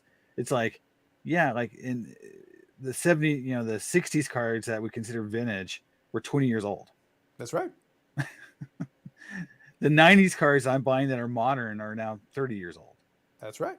And it's like, well, those are modern. Well, that was the whole precipice. That was the whole premise of tonight's live stream, is that Eric was opening up packs for the first time in nearly 30 years. But that was 1994, and that was 9 years. It would be 9 more years before we'd be graced with Trogdor the Burninator. Just saying. Maximus here, I like your comic book age comparison. I do Yeah. agree. I think I've had this discussion on the live stream before in the past, and we'll start winding her down on this because I know it is late. I know it's Saturday into Sunday, but I would want to make sure we're again, it was just an impromptu stream, but we've had some fun with it. So thank you all for participating. But I did want to mention that I had this discussion before. The problem is we don't have a good name. Ultra modern's easy because ultra modern can be a moving thing. It can just shift to whatever the last couple of years is. Even modern, we can give it a little bit of a buffer. We can give it a window, and it can be a shifting thing. But what do we do with stuff post like vintage era, whatever you want to consider that? I still stick to vintage being pre 80 because that for me that was always the cutoff. The problem is then, all right, so what do I do between 1980 and 1990? Right. And then what do I do with the 90s? And then every decade it gets harder. I always go to 90 because 90 is when everything exploded.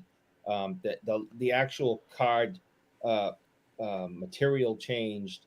The products, it just, there were 1,000 different products instead of just 2. Inserts explode. I mean, just everything changed in 1990. But there is one more argument though for the pre-80 period, because in the pre-80 period, Topps had the monopoly. So it's not even. They literally had one product. Yeah. It was Topps, or Topps. Yeah, 81 is really where you get the diversification, different sets, different companies. Yeah. You bring in Donruss, you bring in Fleer. Yeah. Now you've actually expanded the window. And what's weird though, if you think about it, 89 you have Upper Deck really changing how cards look and are packed out. And then from then on it's an arms race, right? From 89 till about 98, 99, it's a huge arms race where they're just innovation like crazy. Once the collapse of Fleer and Skybox and all that occurs, innovation goes to nothing. The card market kind of dries out, and then you get like this vast wasteland of the 2000s where innovation goes away, double-sided refractors die, you don't get any of the cool technology back, Dufex dies, and it's like, and then all of a sudden Bowman Chrome comes along and it's like, well, we don't care about innovation anymore. We just want on-card Chrome rookie cards, and that's it. And then the birth of Chrome autos and autographs and that kind of stuff happens. And I feel like that is really the sad part of the 2000s, is that when those companies went away and innovation died and you had the exclusive contracts, you just lost the ability for any sort of real next generation technology. Because if you think about it, if that would have kept up the pace, think about how cool cards would be today. I just don't know. Like, here's the thing. I understand your premise. I just don't know how many more things they could have done to it. Because you can only build off of it. Like, okay, you got embossing, you got these different refractor technologies, you got this. Because Panini's playing around with different, basically, forms of the same foil. But at the same time, it's like, all right, so what do you want, another pattern? Like what do you do to it that isn't already something you've done? True, but I think the thing that's interesting though is like, that product originally came out like in '99. Yeah. What that's based on is like a '99 product. Yeah. But what again is cool when even though this is way cooler and more betterer. I don't even know what that is. Is that like a Stranger Things card? This one doesn't have lights going all over my office. Yeah. Well, I think the other one you're talking about, I could be mistaken. The blue one, the one you got there, I It's think the it's good one. waterproof. You should try it. Okay, I didn't know that. Yeah, just throw it in a lake. It's fine. Well, I'm not gonna drive It'll to it'll it. it'll float. It'll be amazing. Don't even worry. Maybe I'll do it in the bathtub with me later. Whatever floats your boat, literally and Yeah. figuratively. That does make sense to some level, but I think that if you look at like 93 Finest, right?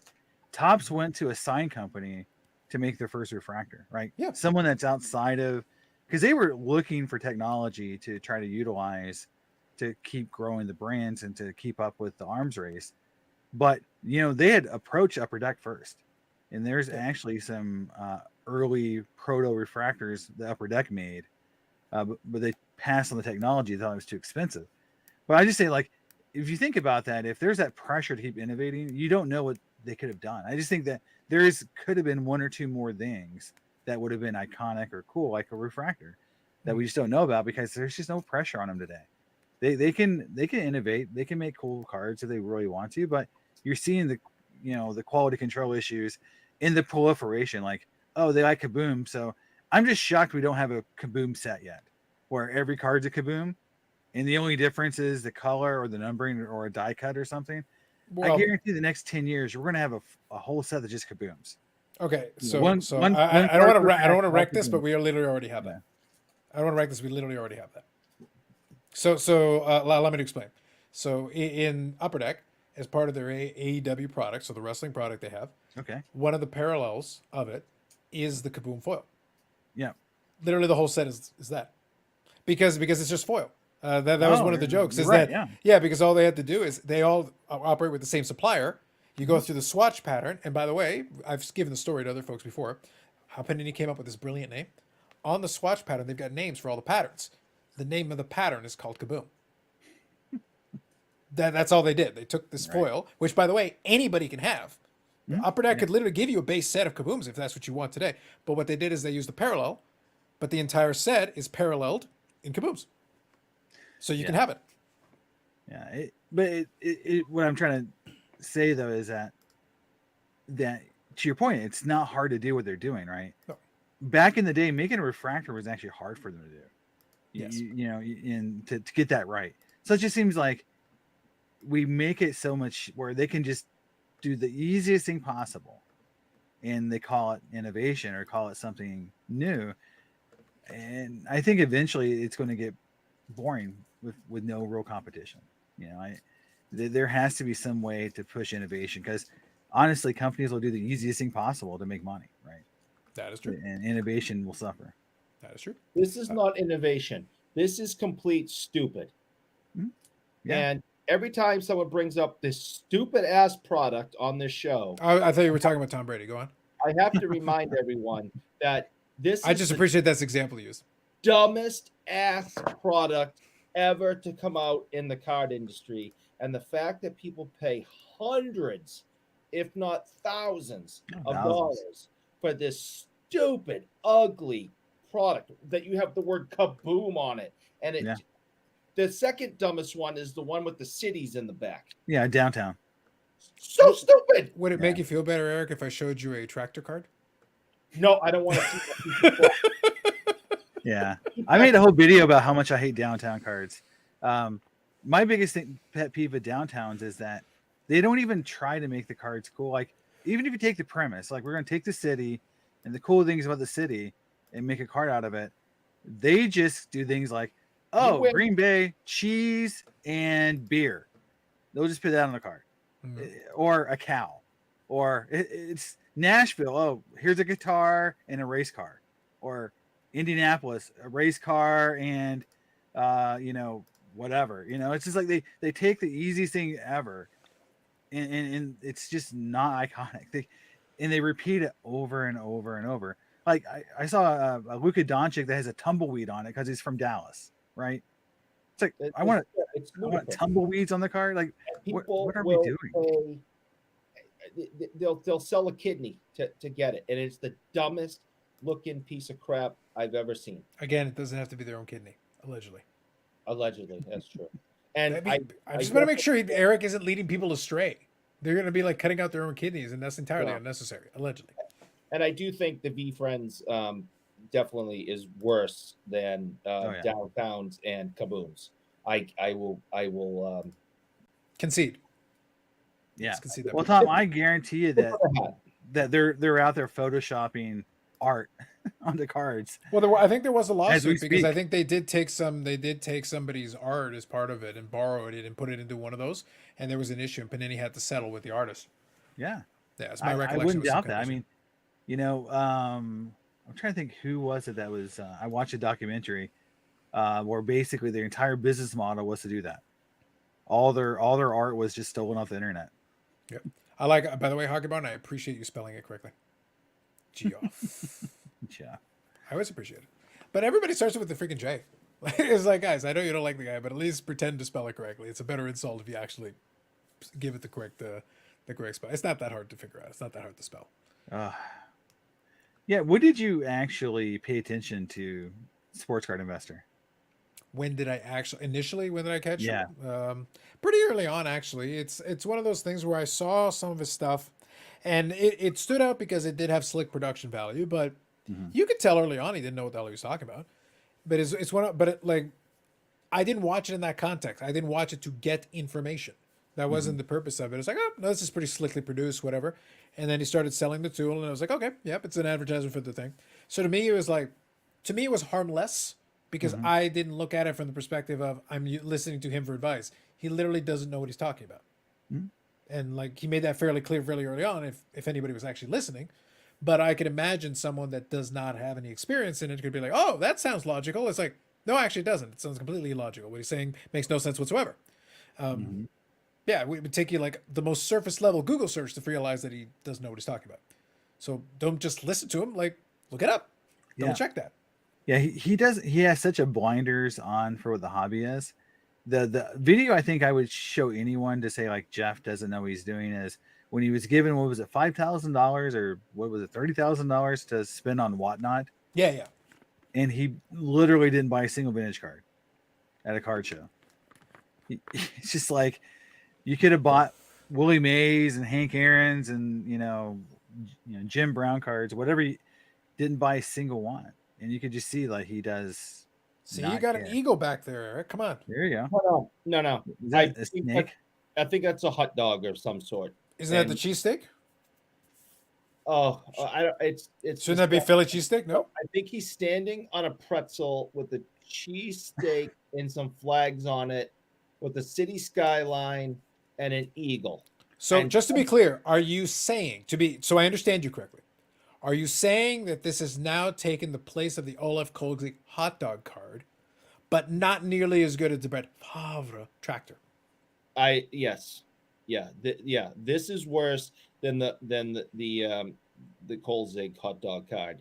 But the tractor card is still worse than this. Tractor card is greatness. Yeah.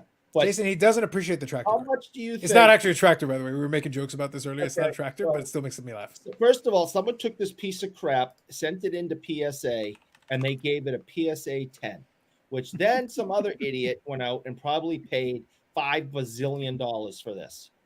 He's standing on a pretzel with a steak and cheese sub behind him, and someone's going to tell me that this thing's valuable. You people are stupid. All right, for the record, before we get back to this rant, Jason, help me out on this. See, the problem is I feel like Eric is not properly appreciating fine card aesthetics.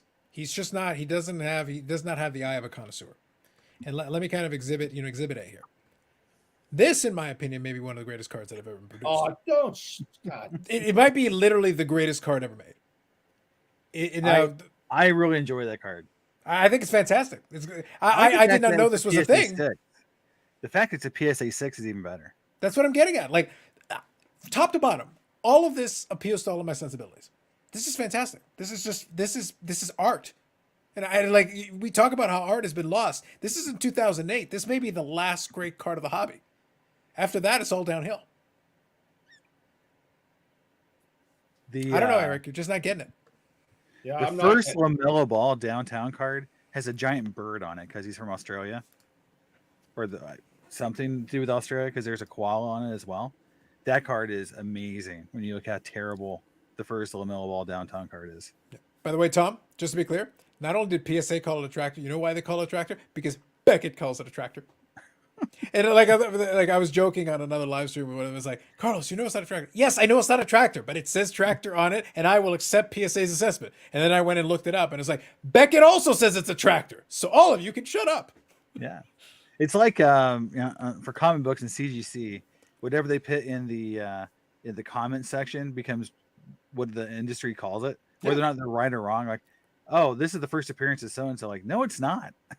But CGC says it is, so it's. But that's why I say, like, if people look, if you guys don't want to believe PSA, I understand, I get it. You know, they have questionable reputation, but Eric will tell you the authority in the hobby is Beckett, and if Beckett says it's a tractor, it's a goddamn tractor, and it is the greatest tractor card ever made. And for $1,300, you can have this piece of crap. Wow. So you got, hold on. I want to make sure I capture this correctly. Let's take a look. All right, so we got the Trevor Lawrence. All right, so we got, I guess you got a legion of Jaguars there. But aren't those like lions on the side there? Isn't that like lions going on back there? Am I wrong? Yes. Yes, they're lions. So where are the lions coming in here? Why do we have the lions? That's a fine question you ask, sir. Is it even really the grass what the and uniforms look like? They're really the what? Sorry, the uniforms don't even look like that. Oh God, no! All right, I'm gonna see if I can find this card. So this is the what? This is the downtown Trevor Lawrence, right? Yes, 2021, mint 9, and it can be yours for $1,299.99. Because I want to see if I can find it. It's a little tough to look off of his screen, so I want to see if I can locate a picture of it. I'll see if I can. Oh no, it's gonna look stupid no matter how you look at it. I get that, but I still would like to see a better picture so we can figure out what the hell's going on. Yes, those are lions in a Jaguar Monteith. Monteith. I love it. All right, so here we go. All right, so this is a little easier to see here. Here we go. This should help. Yeah. Look, now you can really see how stupid it is. Much better, easily. All right, fantastic. Yep. All right, so yeah, those are lions. They're like statues of lions, not even the lions. They're statues of lions. Yes. Yeah, that's a thing that happened. Mm-hmm. Now, in fairness, here you can see that the uniform, I believe, is correct. Yeah, his uniform is fine. It's easier to see in this one.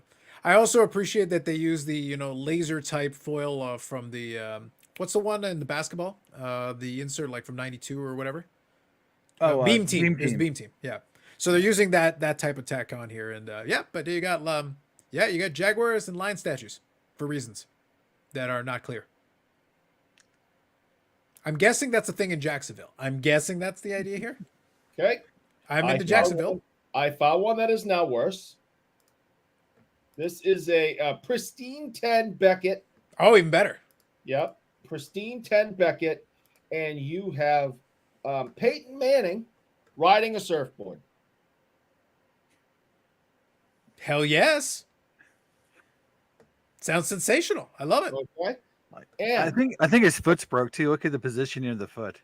Yeah, I think it is. The ankle is dislocated for sure on that photo. Now you can have that for the low price of $2,000 and free shipping. $2,000. Oh, free shipping. That's important. Thank goodness.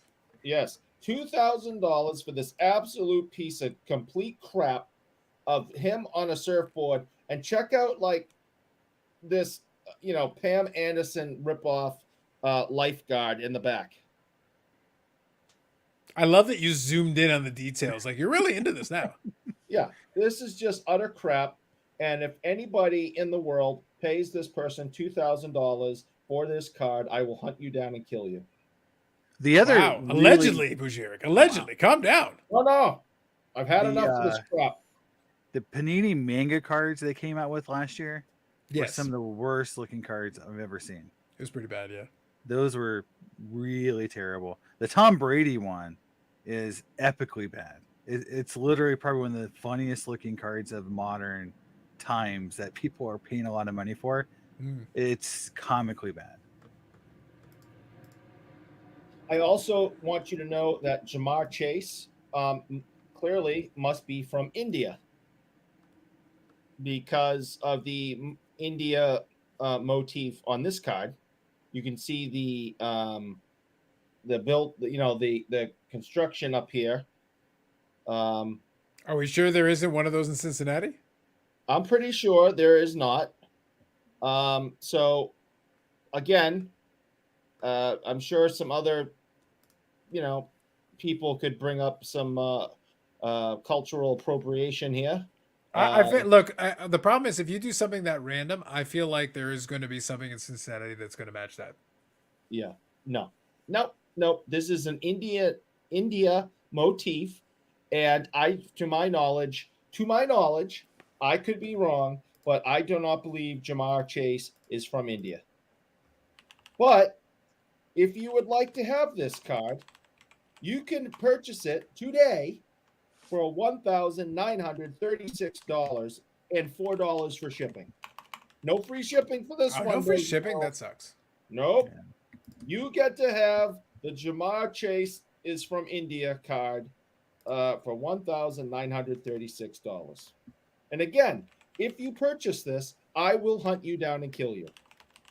Such violence, Jason. This is he's getting very militant on this one. I'm kind of curious. I want to know what the hell this building is. I feel like it's an actual thing, and Eric is always willing to be wrong.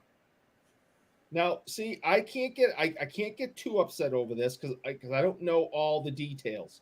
But I hope for God's sake, that Tua Tagovailoa is from Hawaii or has some type of Hawaiian background, because they went full stereotypical Hawaii on this.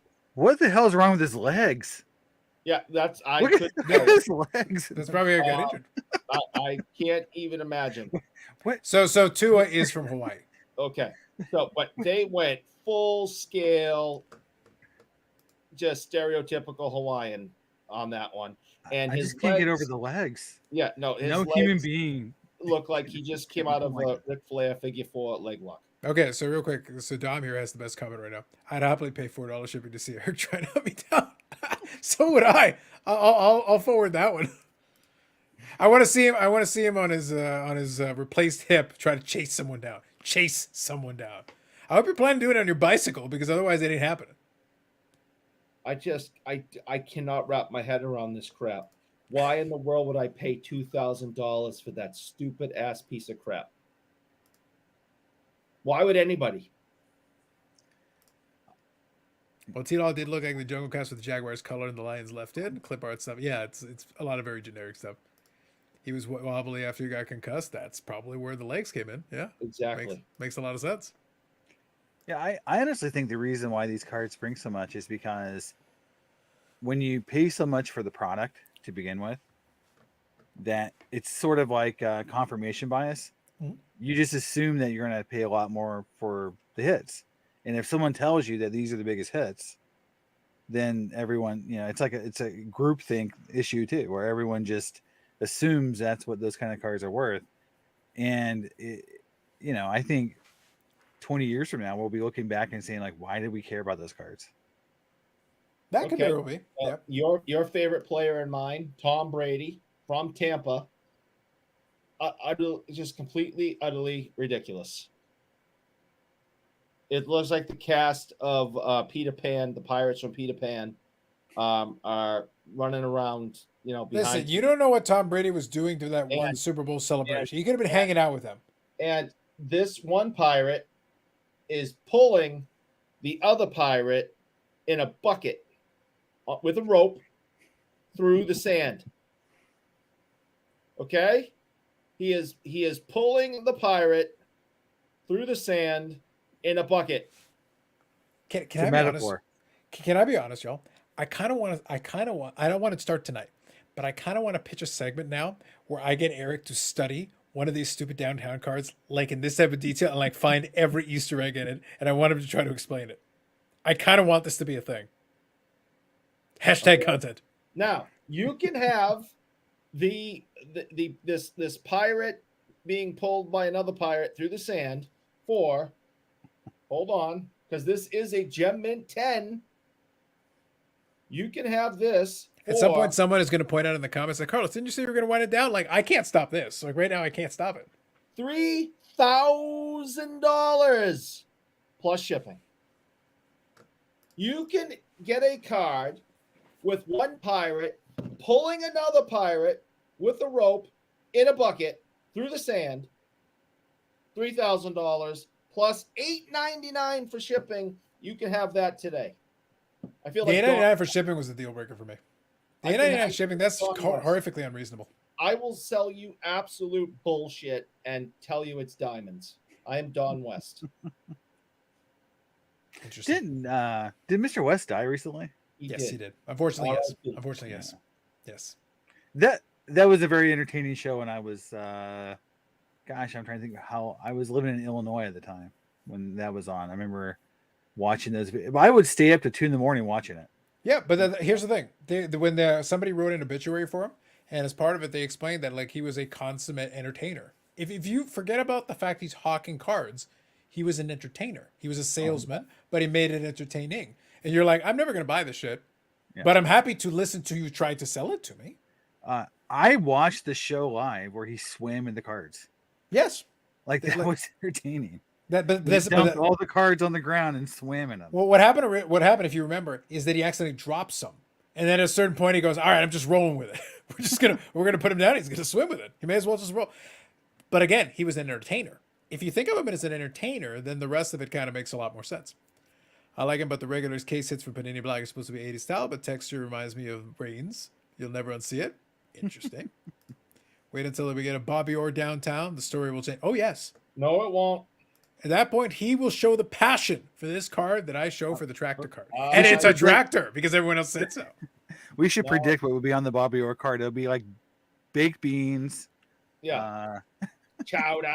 I need something to represent the turnpike. I need it for personal reasons. I need something to represent the turnpike. Maybe the sign or something. I don't care. Just something to represent the turnpike. Yep. Yep. We need a reference to the big dig. We need a reference for that. We need a reference to Cheers. We need Cheers. Yes. Yep. Yeah. There'll be a leprechaun on it. You know there will be. Oh yeah. Look, there's plenty of stuff. The Bruins hockey card, they would put a leprechaun on it. Oh, 100%. They're stupid. It's all there. We can design it tomorrow. All right, folks. I could literally let Eric go all night on this because I'm being entertained by this. Now I'm being entertained. But anyway, get less comments in there. Thank you all for hanging out. I appreciate you on a random Saturday into Sunday. So it's been kind of fun. I also want to say, Jason, thank you for hopping on and joining us. A lot of fun chatting with you. Real quick, you've already got it in the brackets there, but let me quickly take a second to promote your channel as well, just since you were nice enough to join us here. So we got cards and comics. A little bit since the last videos, but there's a couple in there if you want to check them out. The Fanatics conversation we had in there is one of the videos from recent. And then you've got a scam there that's talking about that as well. But you can also go back. I would recommend to you, personally. I'm a big fan of the 90s inserts and inserts cards. So he's got a lot of those ones in there. You can even see the 90s Griffey one. Obviously, Griffey was one of the icons of the 90s for baseball card collectors. So Jason has an excellent collection. He shows off a lot of that stuff on there. And a lot of other great 90s cards. So I would say check that out. We had an extended conversation on this channel talking about a lot of those 90s cards. Had a lot of fun with it. And we probably have more than enough material to have like a part 2 at some point here. And we'll definitely chat about it. Yes, love to. Yeah. Thank you very much for having me on. Absolutely. And Eric will still be here after we're long turned off, still complaining about downtown cards. And that might become a segment. I'm just saying, it might become a segment at this point. What the hell's coming out of Kobe's ass? Listen, as a man who comes in and out of closets all the time and likes piggyback rides, are you really in a position to criticize anything? I'm just asking what the hell's coming. That's a spike from Kaboom. That had to hurt. Probably. And I watched Kobe play. He could not bend himself into the letter C. Okay? Could not do it. Well, not with that attitude, sir. No. Come on. Never once did I see Kobe Bryant bend himself into the letter C. Anyway. Stupid. Anyway. I'm going to mute him so that I can finish this conversation. Have a good night, fellas. Enjoy the evening. Thank you, Name. Peace out. Absolutely Hockey Bar and appreciate it. Eric said, head over to my eBay for 99% off all Bruins memorabilia. Love it. Yep. Much love. Stay safe. Enjoy cardboard. That's a great comment to take on. Like I said, everybody, have yourselves a great night. Thank you for joining in. If you could hit the like on the way out, always appreciate it. We'll do more live streams. The usual live stream will be back on Friday, 8 p.m. Eastern time. And thank you to Jason from Cards and Comics for joining us in here, a little impromptu live stream and hanging in the chat. All right. Last words, Eric. You got anything to say for yourself? These cards are stupid. Excellent. Perfect words. Those of you in the West Coast, take a little time left on your Saturday. Enjoy it. Those of you in the East, enjoy your Sunday and the rest of your weekend. Have a great one. We'll catch you in the next one.